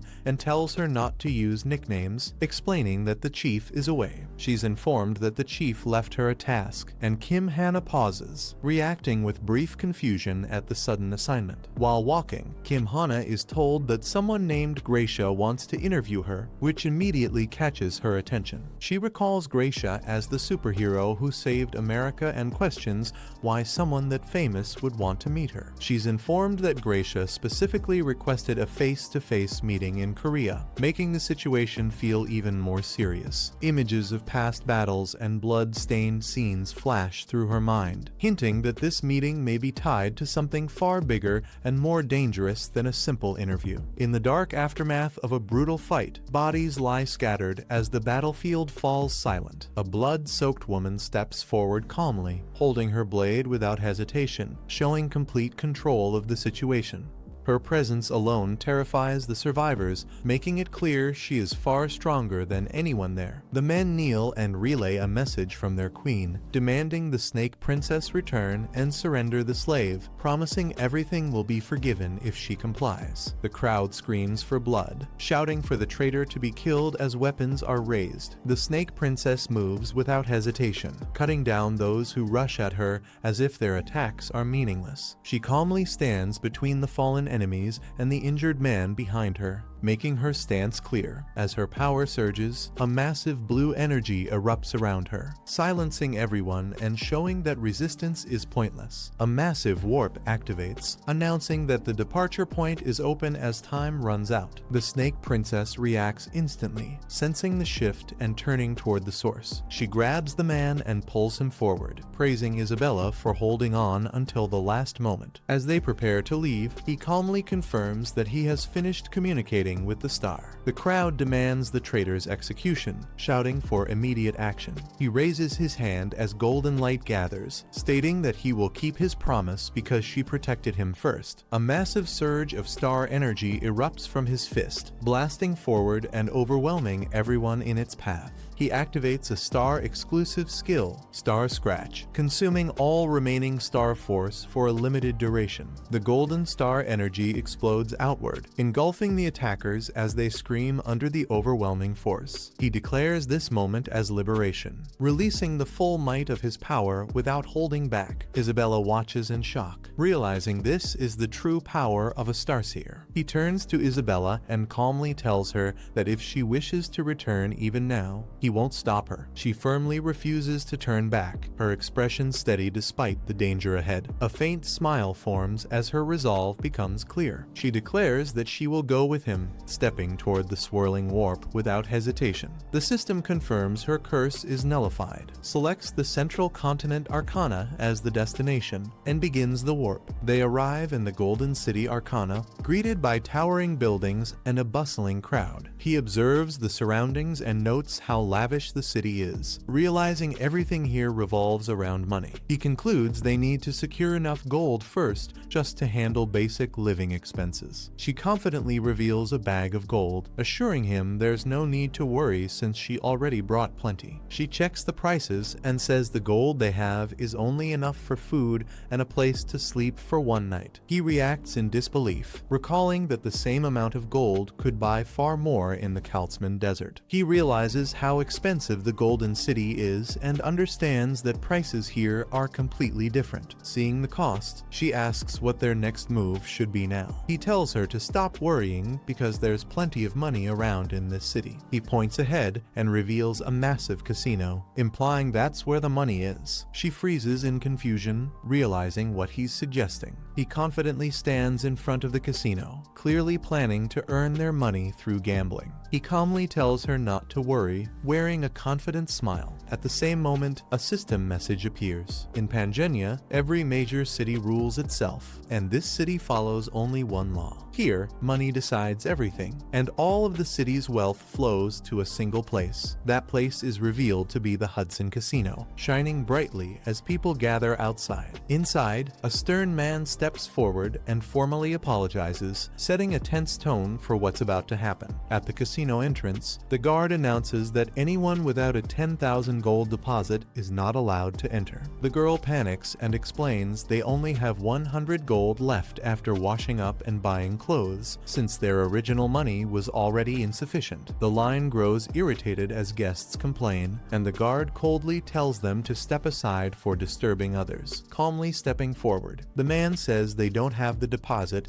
and instead offers an item as collateral, catching the guard's attention. The man calmly hands over a glowing crystal, saying it should be enough as collateral. The guard freezes in shock the moment he sees the item, realizing its true value. Their attitude instantly changes as they bow and announce they will escort them to the VIP room. As they walk inside, the girl asks what he handed over, and he casually explains it was the Fairy Queen's tear, a powerful talisman. The man explains that the item he handed over is a reward from the sanctuary and is worth at least 1,000,000 gold. He adds that they only need to earn enough to repay the deposit, nothing more. Inside the casino, he calmly watches as the roulette wheel starts spinning. The ball bounces bounces across the numbers, signaling the start of their gamble to quickly recover the deposit. The roulette ball lands again, drawing attention as another winning result appears. People around the table panic and whisper, shocked that he keeps winning non-stop after starting with only a small amount of gold. Stacks of chips pile up as his winnings cross 1.4 million gold, leaving the casino staff and players stunned. He stays calm, knowing this outcome is natural with golden grace active, a trait that shines brightest when money is on the line. After cashing out, they celebrate their sudden wealth, while he calmly states that the money belongs to him.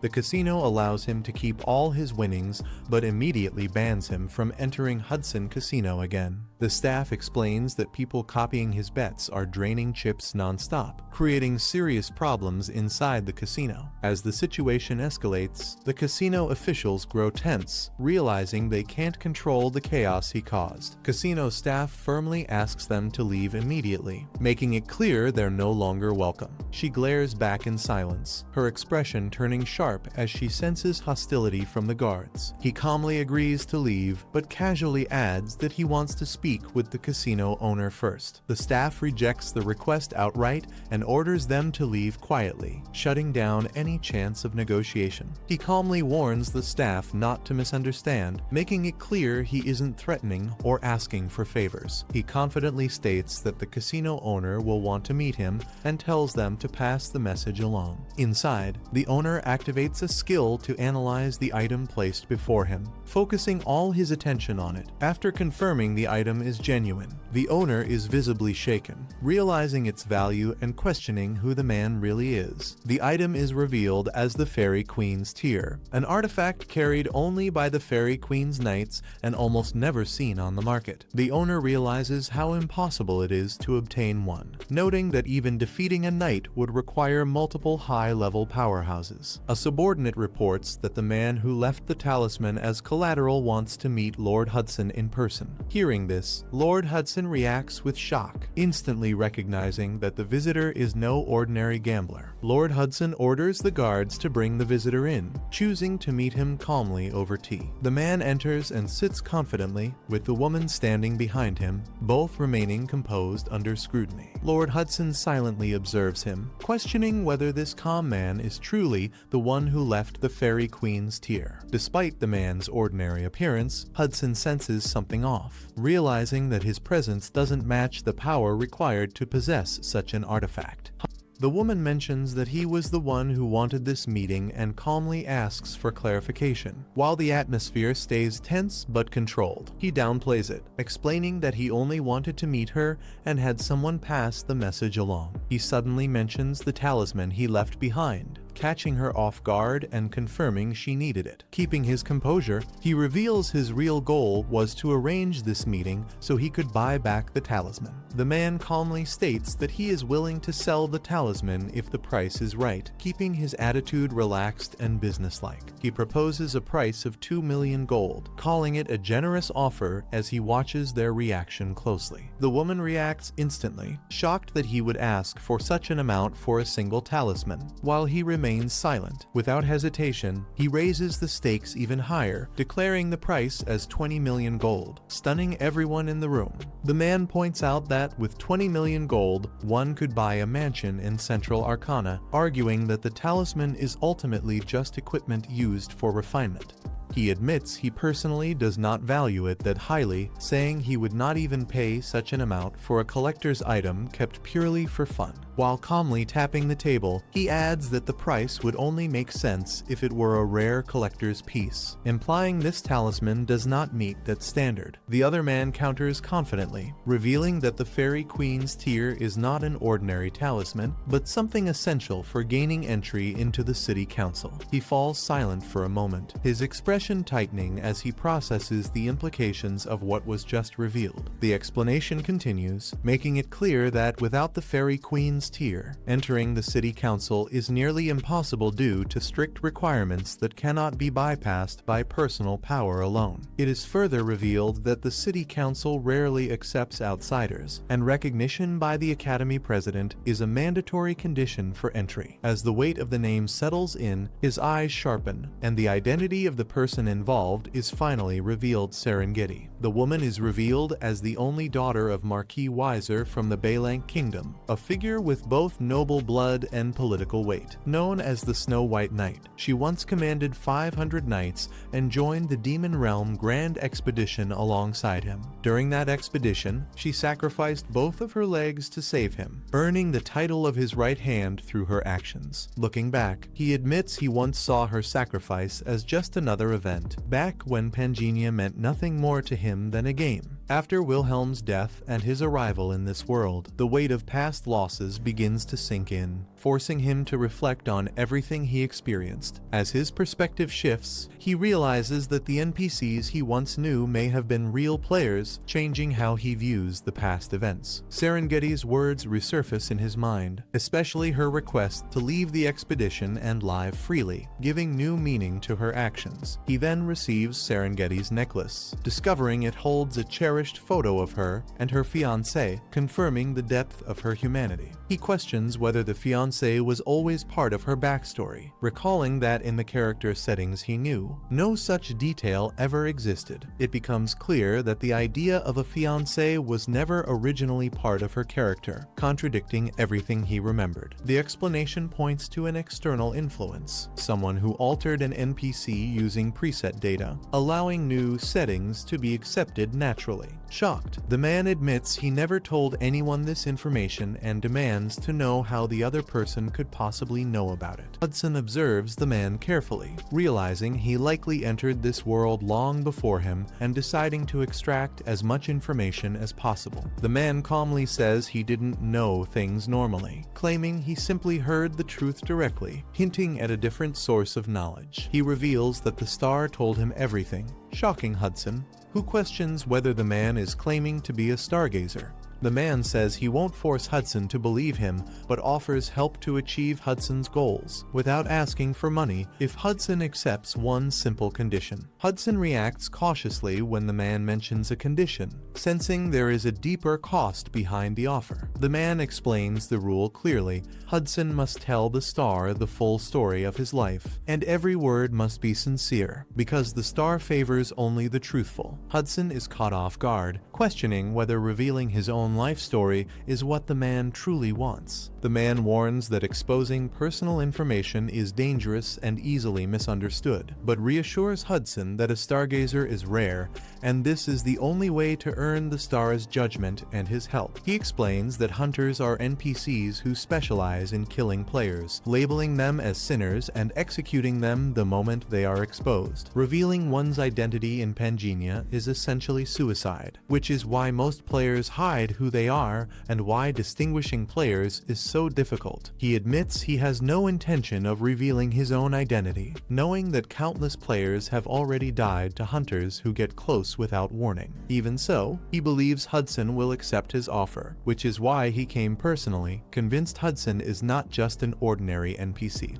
He agrees to tell his life story, but says it must begin with Serengeti, since nearly everything he wants to achieve is connected to him. He describes Serengeti as a brave knight who joined the Demon Realm expedition led by the 8 heroes. Hudson reacts with surprise, questioning the claim because the expedition is commonly believed to have been led by Wilhelm. He calmly corrects him, stating that while Wilhelm was the most famous, the expedition was actually carried out by all 8 heroes together. He explains that the Demon Realm expedition ultimately failed due to internal conflict among the 8 heroes. Hudson questions this, pointing out that the 8 heroes are widely known and recorded figures. He agrees and begins identifying them, stating that one of the 8 was the strongest after Wilhelm Gracia. The scene cuts to a modern news report showing a man riding a monster during a massive disaster, hinting that one of those legendary heroes may still be active in the present world. Gracia is informed that the meeting with the Korean journalist Kim Hana has been arranged as requested. His aide asks why he insists on going to Korea personally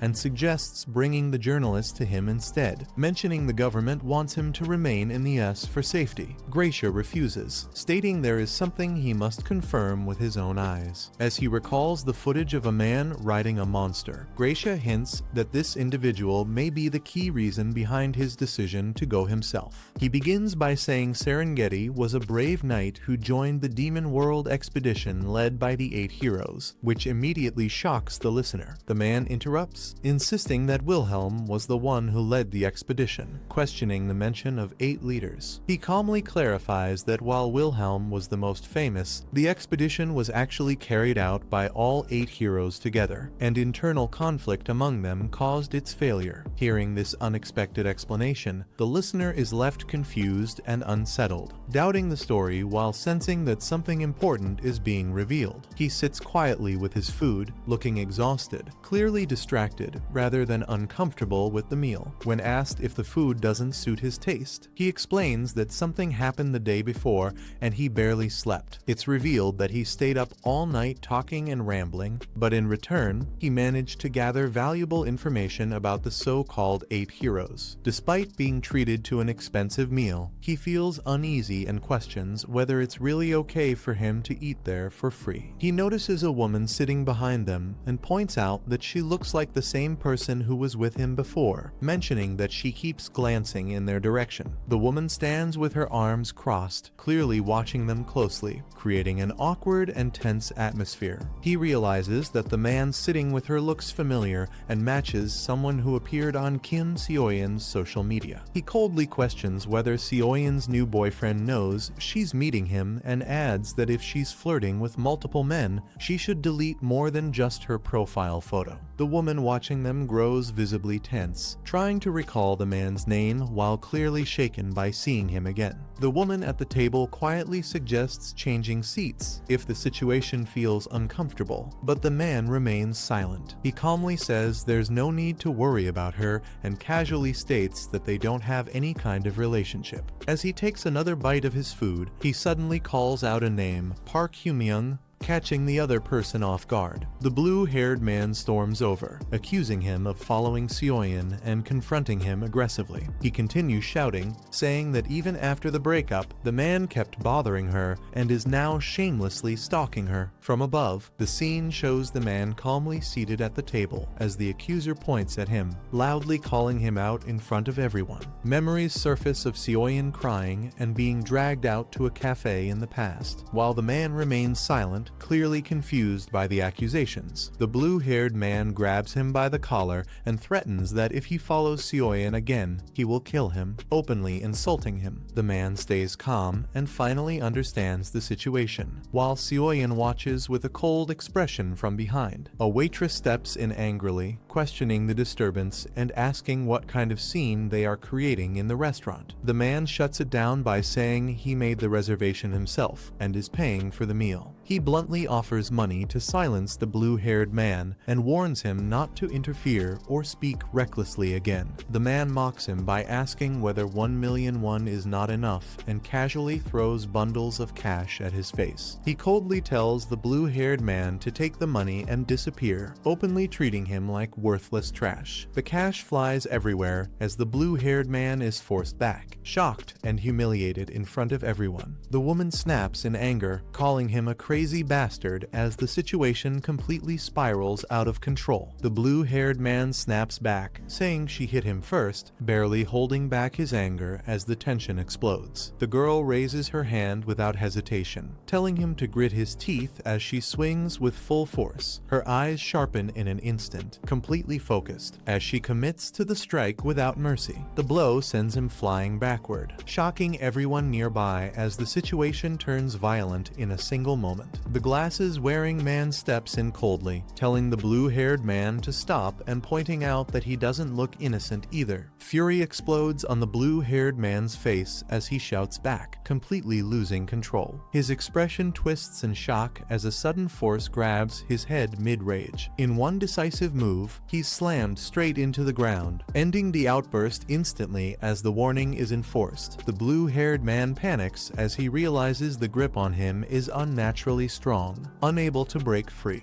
Seoyeon snaps at him, calling his behavior embarrassing and demanding that he stop causing a scene. The glasses-wearing man presses his hand down on the blue-haired man's head, calmly suggesting they take the conversation outside. He coldly states that the fight was started by him, questioning why he's exhausting everyone, while the blue-haired man seethes in humiliation. The glasses-wearing man tightens his grip, calmly warning that the blue-haired man picked the wrong person to provoke. A strange glow erupts from his hand, releasing a sharp burst of light that shocks everyone nearby. The blue-haired man is slammed down as the light overwhelms him, completely crushing his resistance. Staring in disbelief, he realizes this isn't normal strength at all, but something far beyond human limits. The onlookers freeze in shock as they sense something abnormal happening, unable to understand what they're witnessing. The glasses-wearing man releases overwhelming pressure, his presence completely changing as power surges around him. The blue-haired man panics when a blinding vertical beam of energy crashes down, cutting off any chance to resist. He's sent flying and smashed into the ground, finally realizing he provoked someone far beyond his level. The blue-haired man lies stunned on the ground, unable to understand how he was defeated so easily. He recalls seeing the glasses-wearing man clearly transform, realizing he completely misjudged his opponent. The glasses-wearing man calmly restrains him without showing hostility, proving full control over the situation. A system notification appears as the blue-haired man's hidden trait activates, confirming he underestimated someone far stronger than himself. The Pangaenia level system is explained, showing that leveling from 1 to 10 requires increasing experience gaps at each stage. Players with more talents gain greater overall strength, but their leveling speed becomes much slower due to higher experience requirements. Young Jinwoo belongs to the group with fewer talents, placing him behind others in visible level progression. The reason for his low level is revealed: he has never fought even once and has only been running to survive since syncing with Pangaenia until now. After surviving the main quest by pure luck, Jinwoo clears it in a few strikes and obtains the Spearman class, which is considered a fairly high-tier class. Because he placed among the top ranks, he receives the reward to log out safely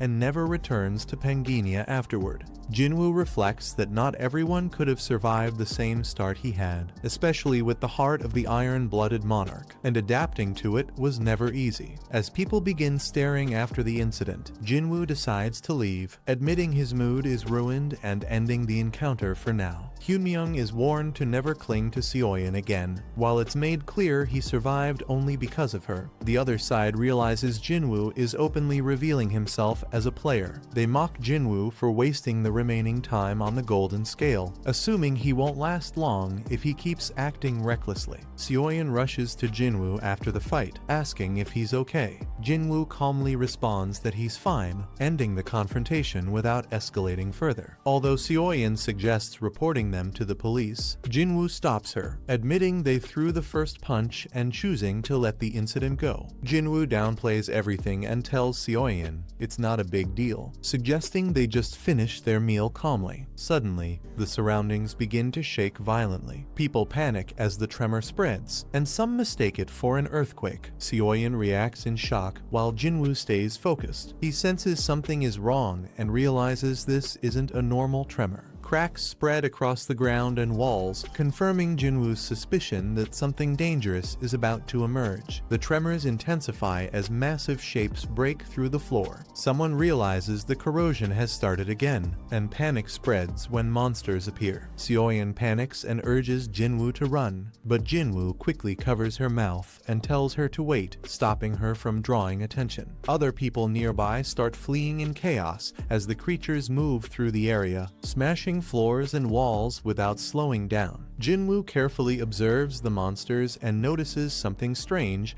they are moving past humans instead of attacking them directly. Jinwoo realizes the monsters are scavenger-type creatures that only feed on nearby corpses and usually do not appear unless someone attacks first. Suddenly, one of the creatures charges forward, rushing straight through the area and closing in fast. Seoyeon screams for Jinwoo to do something as another person is grabbed and dragged toward the monster's open mouth. mouth. Seeing the situation escalate, Jinwoo finally steps forward and releases his power, preparing to intervene before anyone else is killed. As the enemy lunges forward, Jinwoo yells for him to stop. Realizing the situation is spiraling out of control, ignoring the warning, the attacker charges in and strikes with full force, unleashing a powerful blow infused with energy. The impact lands cleanly, and the attacker is shocked to see blood spray out as his opponent collapses instantly. Staring at his own trembling leg, he realizes the truth: Jinwoo took him down in a single hit, and he is far stronger than expected. The enraged warrior lashes out wildly, declaring he will kill everyone as destructive energy spreads across the area. Jinwoo calmly assesses the situation and orders everyone to run, confirming his opponent truly is a dimension warrior. Watching the chaos, Jinwoo realizes his fear was pointless. The enemies are weaker than he expected. He turns to Hana and tells her to get as far away as possible, preparing to handle the threat himself. Jinwoo orders Hana to run as far away as possible, keeping her clear of the fight and the raging warrior. A thick red fog suddenly spreads across the area, swallowing the battlefield and confusing everyone. The enemy panics as his vision is completely blocked, unable to see anything through the fog. From within the crimson haze, a dark silhouette moves silently, signaling Jinwoo's counterattack is about to begin. Inside the thick red fog, Jinwoo senses something strange as an unfamiliar presence reveals itself. A single red eye opens in the darkness, locking onto Jinwoo and sending a chilling pressure through the air. The presence questions who dared to kill its children, its killing intent spreading through the fog. The system confirms the threat as an elite monster appears, marking the start of a far more dangerous battle. A system warning appears, stating the raid requires 20 level 6 members. The air suddenly feels heavy, signaling unexpected danger. A sinister presence reveals itself. The figure shows killing intent, clearly planning to wipe out everyone. Dark energy erupts and spreads rapidly. The figure stands still, completely in control of the overwhelming power. A hunter collapses in panic, coughing and shaken. He realizes the situation has turned deadly in an instant. Thick fog fills the area, blocking vision completely. A hidden presence watches from within the darkness. A hunter looks around in confusion, gripping his weapon as lightning sparks around it, unsure of what is approaching. A red eye opens in the dark, releasing clear killing intent. The command to eliminate the target becomes unmistakable. A grotesque monster reveals itself, its mouth wide open. The system activates a hallucination status effect, confirming the danger is real and immediate. The hunter suddenly screams as a violent force hits him. He panics, unable to understand what is happening to his body. Dark blood splashes through the air, spreading across the ground as the attack continues without pause. The hunter is thrown away like a rag doll, crashing hard and lying helpless on the ground. A figure with glowing red eyes stands calmly, covered in blood. The hunter can only groan in pain, realizing he is completely overpowered. A calm voice echoes through the chaos, stating he did not want to interfere, but the line has already been crossed. A man steps forward confidently with his sword raised, calling the hidden creature to reveal itself. The monster reacts, its massive body shifting as its mouth opens wide, sensing a new threat standing before it. Dark laughter spreads through the space as the creature moves, while the swordsman advances without hesitation, ready to confront it head-on. The monster lowers its gaze and notices a human nearby, showing interest as it judges the prey in front of it. A system message identifies the creature as a red monster. It slowly advances, confident and unafraid. The swordsman remains calm, staring straight ahead without reacting to the monster's pressure. From behind, a woman suddenly shouts his name in panic, desperately searching for him as the danger closes in. The woman keeps calling his name, but the thick red fog swallows her voice, leaving her standing alone and confused. Suddenly, a violent impact erupts nearby. The swordsman moves at high speed, cutting through the space in a single motion. In mid-attack, he realizes the fog blocked the monster's vision, giving him just enough time to activate his transformation. Even after transforming, he stays cautious, knowing this enemy is still dangerous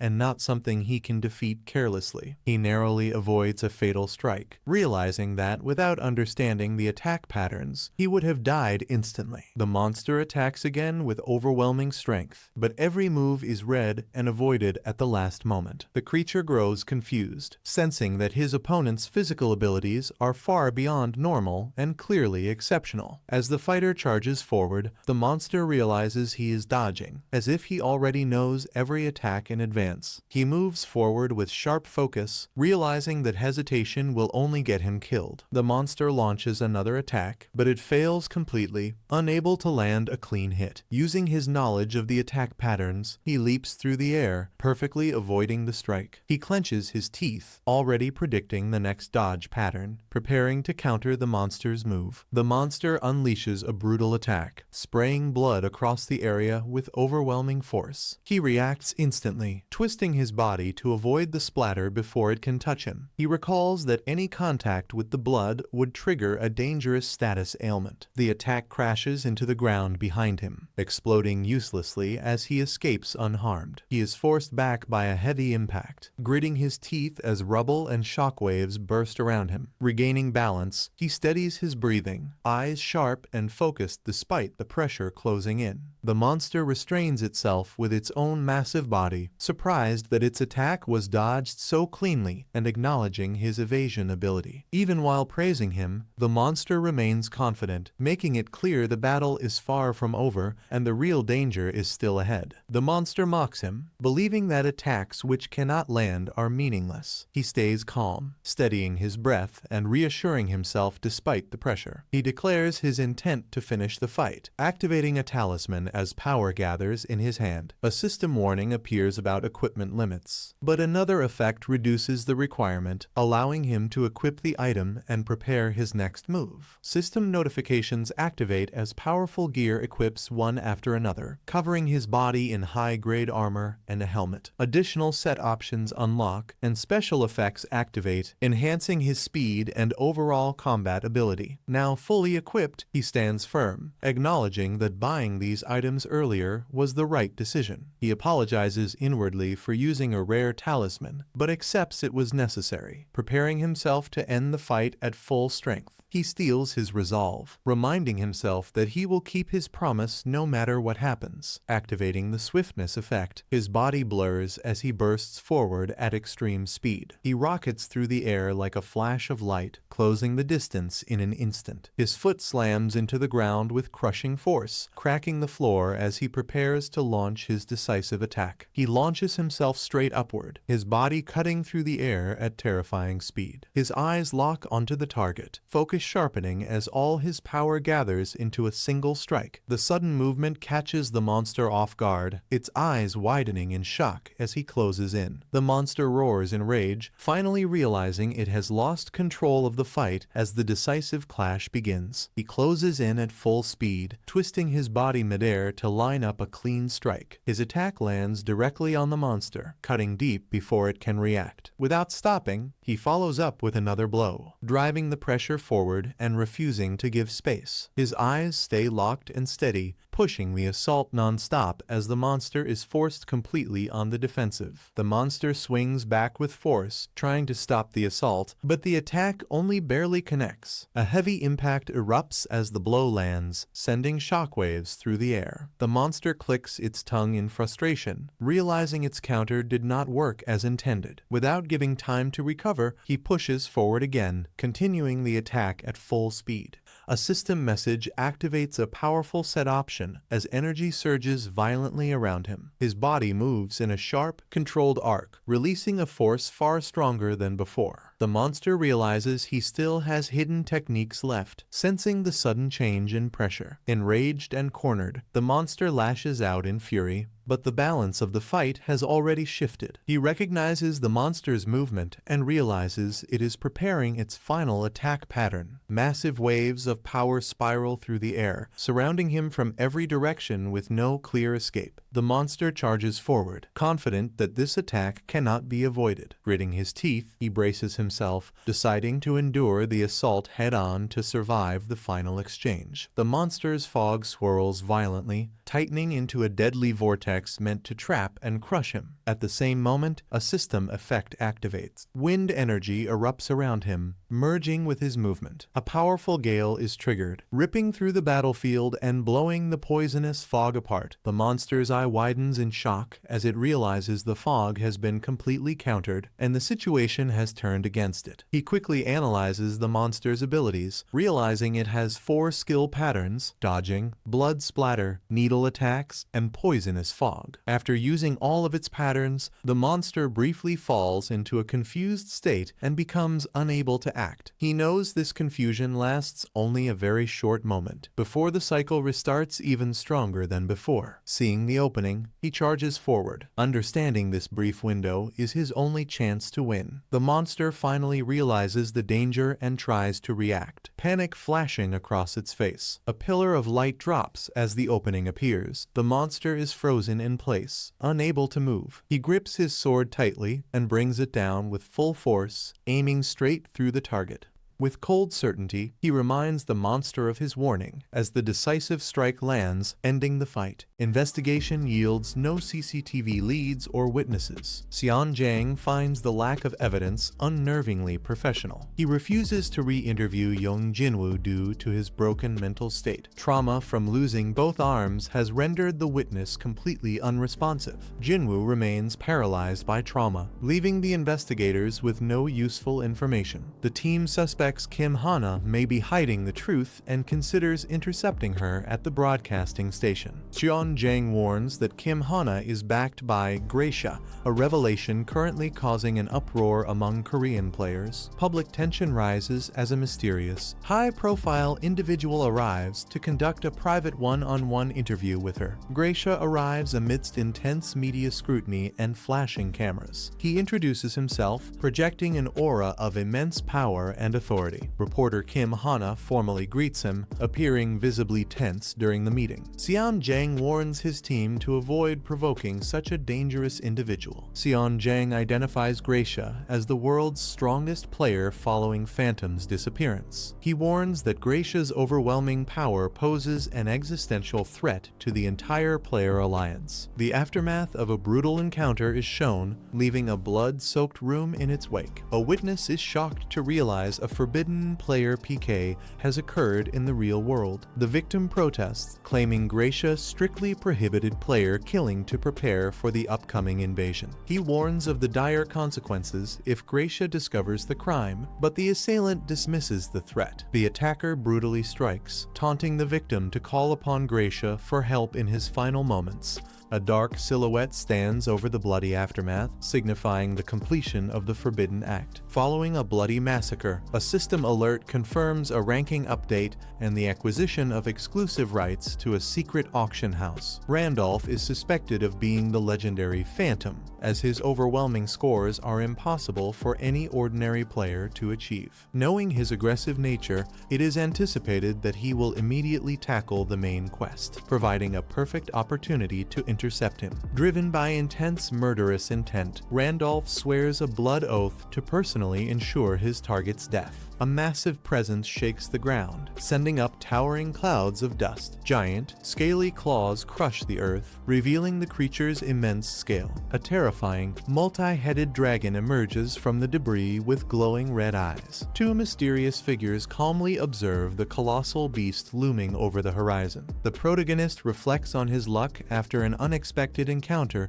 while registering a sewer waypoint. He stands victorious over a massive mutant monster rat he successfully defeated. From the creature's remains, he harvests a rare and powerful glowing core. The system identifies the loot as a mutant monster rat core, which unlocks a hidden trait to strengthen beast souls. New materials allow the protagonist to evolve his Hydreigon, significantly accelerating its arrival. Hudson's associate confirms that all final matters at the casino have been handled according to instructions. The team agrees that abandoning the casino is a necessary sacrifice for the sake of their long-term objectives. Recognizing the risks of their journey, the associate pledges his full trust and loyalty to the starbearer. The protagonist notes Isabella's impressive hunting skills and her unsettling ability to perceive everything around her. Isabella recognizes the protagonist's extraordinary potential and resolves not to let this rare opportunity pass her by. A brief, skeptical exchange follows as the two begin to align their interests. With financial burdens cleared, the protagonist focuses on leveling up, while Isabella reveals she can read his true thoughts. A companion asks where they are headed, realizing the protagonist hasn't disclosed the plan yet. The protagonist reveals they are searching for a masterpiece with the power to grant wishes. He identifies the Tower of Spirits as their goal to fulfill a request and begin his next major quest. The team moves toward a luminous, sun-drenched forest where their next objective awaits. The group arrives at a luminous forest filled with a strange, magical aura. Unimpressed by the surroundings, the associate notes that the area appears to be nothing more than a common forest. The protagonist quickly dismisses this skepticism, insisting that the location is far from ordinary. He reveals they are in Basrock Forest, the entrance to the Tower of Spirits where the legendary spirit tree grows. The protagonist explains that a spirit tree acts as a temporary gateway, possessing the power to bridge the world to the spirit realm. He notes that the specific path leading toward the Tower of Spirits only becomes accessible during the moments of dusk. Sensing trouble upon reaching the landmark, he pauses to inspect the tree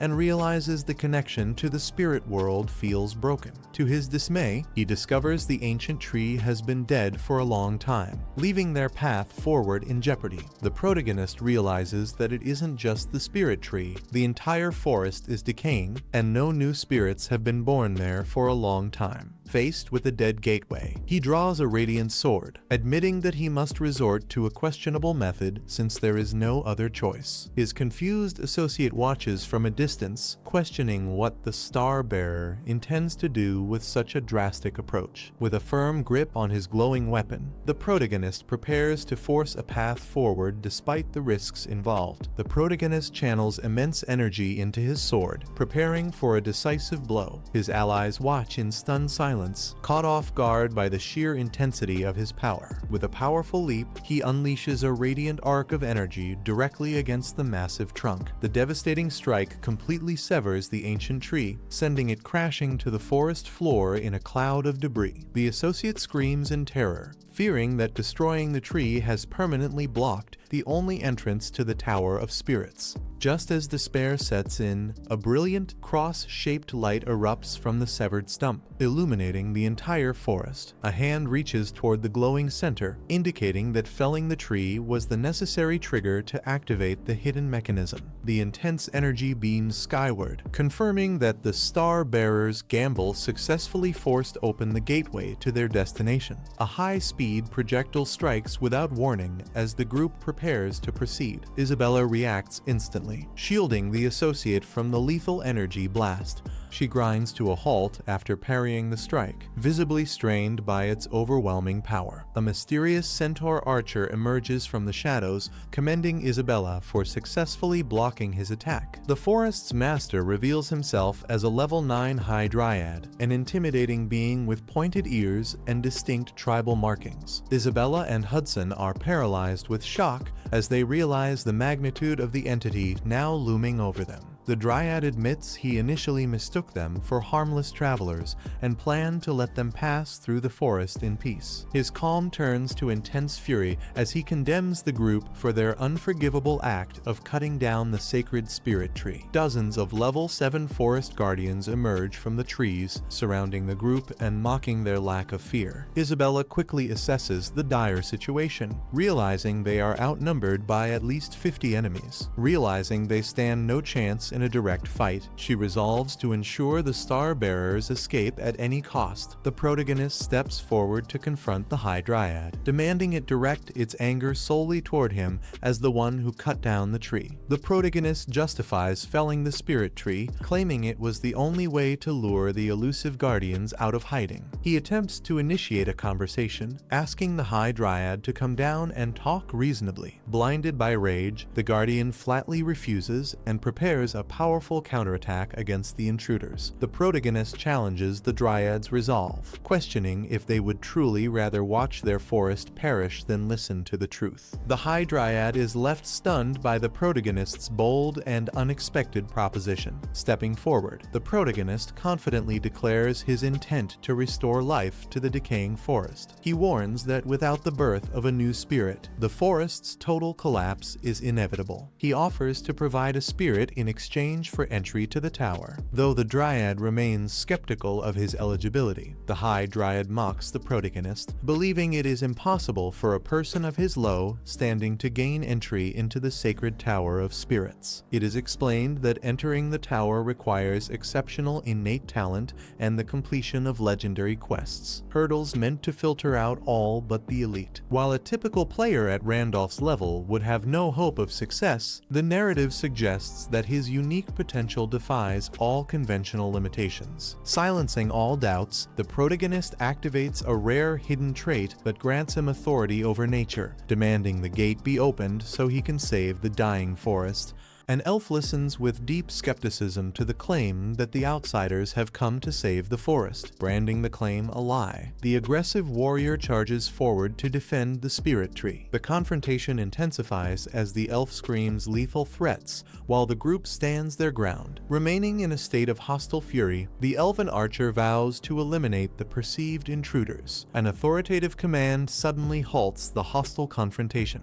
The abrupt interruption leaves both parties visibly stunned. A figure swiftly descends from the trees, shifting the dynamic. Relenting, the elven warrior sternly warns the protagonist to honor his commitment. The protagonist confidently reaffirms his commitment to restoring a spirit to the forest. Doubting his success, the elven warrior decides to spare him only until his inevitable failure. The warrior then commands the group to follow him deeper into the woods. They set off together through the sun-drenched forest to complete their mission. The party arrives at a clearing where the remains of a stone spirit lie in a massive pile of boulders. The elven warrior explains that since the forest is dying, these remains are the only way to unlock the tower's gate. He issues a lethal warning, stating that the protagonist will be sacrificed to the woods if he fails the mission. Unfazed by the threat, the protagonist questions what the outcome will be once he successfully completes the task. The elf promises a significant reward if the mission succeeds. A sub-quest triggers, outlining both the potential rewards and the lethal stakes. Preparing for action, the protagonist begins channeling a surge of magical energy. A portal is successfully opened, marking the start of the dangerous journey. A blinding flash of light erupts as the portal begins to manifest. The brilliance intensifies, completely engulfing the surrounding area. Overwhelmed by the glare, the companions are forced to shield their eyes. A system alert confirms that the portal to the Tower of Spirits is now open for those granted entry. The group arrives in a radiant golden realm, visibly stunned by the sudden change in environment. The protagonist clarifies they are currently in a transition space where they must obtain permission to enter the tower. As the companions wonder who provides this authorization, they are interrupted by a sudden appearance. A small, helmeted fire spirit emerges, acting as the entity they must encounter to proceed. The group considers capturing the spirit, but stops to admire its unexpectedly cute appearance. The protagonist watches silently as the small entity approaches him for inspection. A moment of tense silence follows while the spirit carefully evaluates the outsider. Recognizing the protagonist's activated druid affinity, the spirit grants them permission to climb the tower. The protagonist confirms his companions are trusted allies, prompting the spirit to grant the entire group entry. The spirit then reveals a crucial condition, stating that their journey forward cannot be taken together. Each person is forcibly separated. As the spirit explains that everyone must face the tower's trials individually. Despite the sudden separation, a companion remains determined, promising to return to the protagonist's side shortly. Panic ensues as the group's bodies begin to dissolve during the teleportation process. The spirit reassures them that time flows differently within the tower, urging them to climb without worry. Offering a final wish for luck, the spirit oversees the protagonist's transition into the trial. The system officially activates a new main main quest, tasking the druid with successfully climbing the tower. The protagonist arrives at a massive, ominous gate marking the entrance to the Tower of Spirits. He observes the daunting structure, reflecting on how long it has been since his last visit. Gazing up at the giant carving, he questions what specific form the upcoming trial will take. It is explained that trials vary by elemental affinity, designating a wind-based challenge for his companion. Hudson is assigned a water trial tailored specifically to his elemental affinity. The protagonist realizes his own trial is unique because he possesses an affinity for every element. The stone gate pulses with energy as it senses the protagonist's overwhelming and rare power. The tower expresses amazement at his ability to harbor conflicting elements that normally cannot coexist. The protagonist identifies his challenge as the Trial of Chaos, a unique test stemming from his rare void element affinity. The massive gate opens with a blinding flash, officially initiating an unprecedented trial that has never been attempted before. Stepping into the light, he is cautioned to remain vigilant as he ventures into uncharted territory. He enters a vast, empty space under the final warning that failure to withstand the chaos will result in his permanent disappearance. Entering the Trial of Chaos, the protagonist reflects on his long history with the world of Pangaenia. He recalls his 5 years of dedicated gameplay, having mastered more of the game's lore than anyone else. Despite his vast expertise, he admits that the game still hides countless mysteries and unexplored depths. Motivated by the allure of the unknown, he prepares to face the extreme difficulty of these mysterious regions. Driven by a love for discovery, the protagonist embraces the mystery of the uncharted trial. He draws his blade, determined to conquer a challenge that has never been opened before. With a resolute declaration, he leaps into the fray, aiming to become the first to clear the trial. Upon entering, he is met by a mysterious, long-haired figure waiting within the depths of the chaos. A formidable, silver-haired warrior reveals himself as the opponent within the trial. The protagonist is shocked to recognize the figure as Wilhelm, a character he personally raised and developed. He reels in disbelief, questioning how his own creation has manifested as a lethal adversary. The battle begins instantly as the two engage in a violent, high-speed clash of blades. Wilhelm's overwhelming speed and power catch Randolph off guard, forcing him to endure a devastating opening assault. Pushed to his absolute limits, Randolph barely manages to withstand the silver-haired warrior's relentless and lethal pressure. He grapples with the irony of the situation, realizing he must now find a way to conquer the very rank 1 character he spent years developing. The confrontation peaks as their weapons collide in a massive explosion of energy, leaving Randolph to wonder if securing a victory is truly possible. A spinning blade whistles through the air, marking the beginning of a relentless and even more dangerous offensive. Randolph stares in shock as he finally understands the true, overwhelming nature of the opponent he must face. A shadow figure with glowing red eyes looms over him, representing a trial designed to be completely impossible for any player. A massive explosion of light engulfs the battlefield, leaving him to marvel at the game's brutal and insane level of difficulty.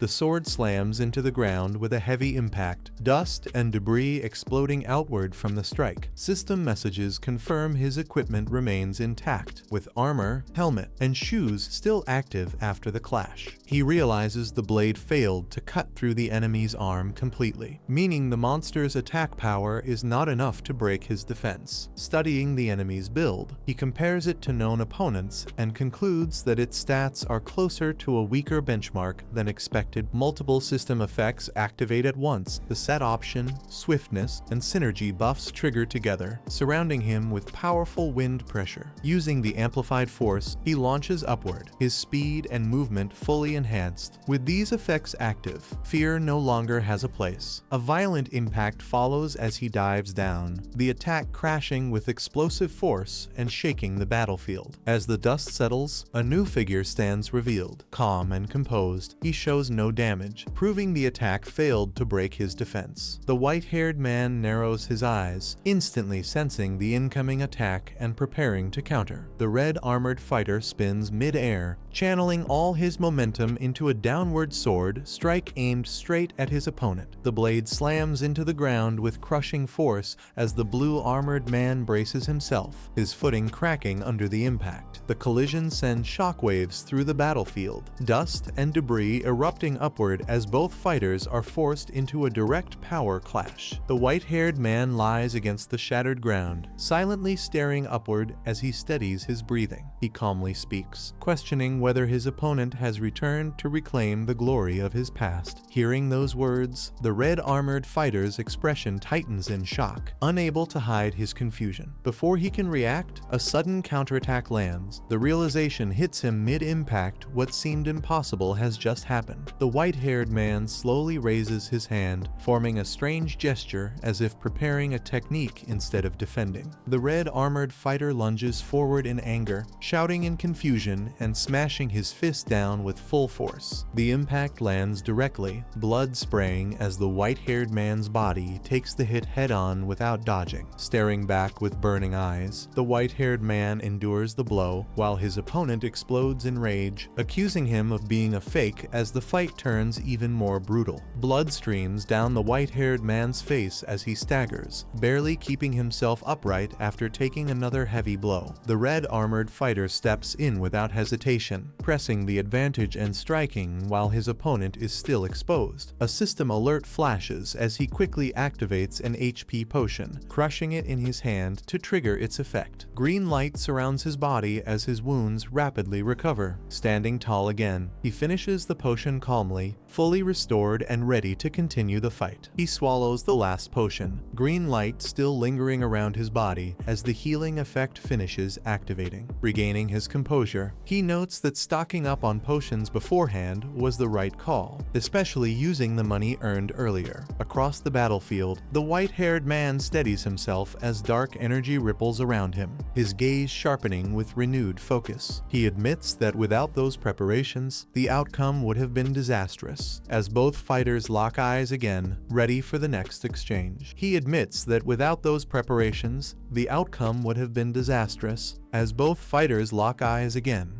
ready for the next exchange. The scene shifts outside to a tall building under a clear sky, signaling the end of the intense confrontation. Inside, the interview room falls quiet as the interviewer formally concludes the meeting. She remarks that the journey must have been difficult, acknowledging the effort it took to reach this point. The man leans back calmly and offers his thanks, bringing the interview to a composed and controlled close. The man calmly replies that the trip wasn't difficult, then reveals that now the interview is over. He has a personal question to ask. Surprised, the reporter turns toward him as he clarifies that it's a simple question meant specifically for her. He brings up the article she wrote about the mysterious man who rode atop the monster, referencing the exclusive report she published. Leaning forward, he asks her to tell him everything she knows about that man, insisting on every detail she witnessed that day without leaving anything out. The battlefield is left in ruins, bodies scattered across the cracked floor as blood stains the surrounding walls. Dust and wind continue to swirl through the area, revealing the scale of destruction left behind after the clash. From above, the aftermath becomes clear. Fallen enemies lie in a wide circle, all cut down in a single exchange. At the center, the red armored fighter remains standing, leaning on his sword and catching his breath, the sole survivor of the carnage. The red armored fighter steadies himself and wonders how much time has passed, realizing he has already defeated dozens of enemies and is nearing his limit. The only relief is that no new monsters are being summoned. With the battlefield finally quiet, he assumes the floor is likely ending. As he moves forward, he admits he has run out of potions, leaving him with no room for mistakes if another threat appears. Suddenly, his foot steps on something unexpected. The contact makes him pause, sensing that a clear sign or change is about to occur. The Chi'd Mamba cycles through its 4 attack patterns and briefly falls into confusion after exhausting them, giving him a narrow opening. He uses the Fairy Queen's tear to equip Michaela's armor and Hermes' shoes, then activates Swiftness and Celestial Dragonborn to counter the final assault. A powerful gale disperses the poisonous fog. Despite taking heavy damage, he survives by using his remaining HP potions and pushes forward. After defeating the Chaos Spirits, the scene later shifts to an interview where questions about the mysterious rider suggest the incident's truth is not yet over. Chi'd Mamba unleashes its 4 attack patterns, but each one is read and dodged. After exhausting them all, the monster enters brief confusion. He activates his gear and skills together, using speed and wind to clear the fog and close the distance despite heavy injuries. His sword breaks through the defense, finishing Chi'd Mamba as its power proves insufficient. Chaos spirits appear immediately, mocking him and declaring the real trial hasn't begun yet. He steadies himself, ready for the tower's next challenge. A glowing barrier appears ahead, and the Chaos spirits reveal that the real trial begins beyond it. Just reaching this point has already pushed him to his limits. The spirits mock him, saying the earlier battle was never meant to be cleared and questioning whether he can endure what comes next. They warn him that beyond the barrier are not 1 or 2 enemies, but hundreds far stronger than anything he has faced so far. As countless figures emerge, all identical and waiting, the truth becomes clear. The true trial of the tower has finally begun. The Chaos spirits surround him and demand he give up, insisting he will never clear the tower and warning that continuing forward means certain death. They tempt him with an offer, proposing a contract if he surrenders, promising safety and rewards in exchange for abandoning the trial. The deal escalates as they offer rare equipment locations and powerful chaos-type skills, claiming they can grant him unmatched strength. Ignoring the temptation, he walks straight toward the barrier, sword in hand, choosing the trial over shortcuts as the tower's true challenge looms ahead. The Tower of Spirits reveals its rules. Each trial grants a different spirit egg. Fire grants a fire spirit egg. Wind grants a wind spirit egg. And hatching an egg allows a contract with that spirit. He realizes he entered the trial of chaos, a path never opened before. Naturally, he assumes the clear reward should be a chaos spirit egg. Spirit eggs are extremely rare, and a chaos spirit egg should be a top-tier reward. However, the spirit's desperation to form a contract makes him suspicious. Looking beyond the door, he concludes there may be a reward even greater than a chaos spirit egg waiting ahead. The chaos spirits shout for him to turn back, calling his decision foolish and warning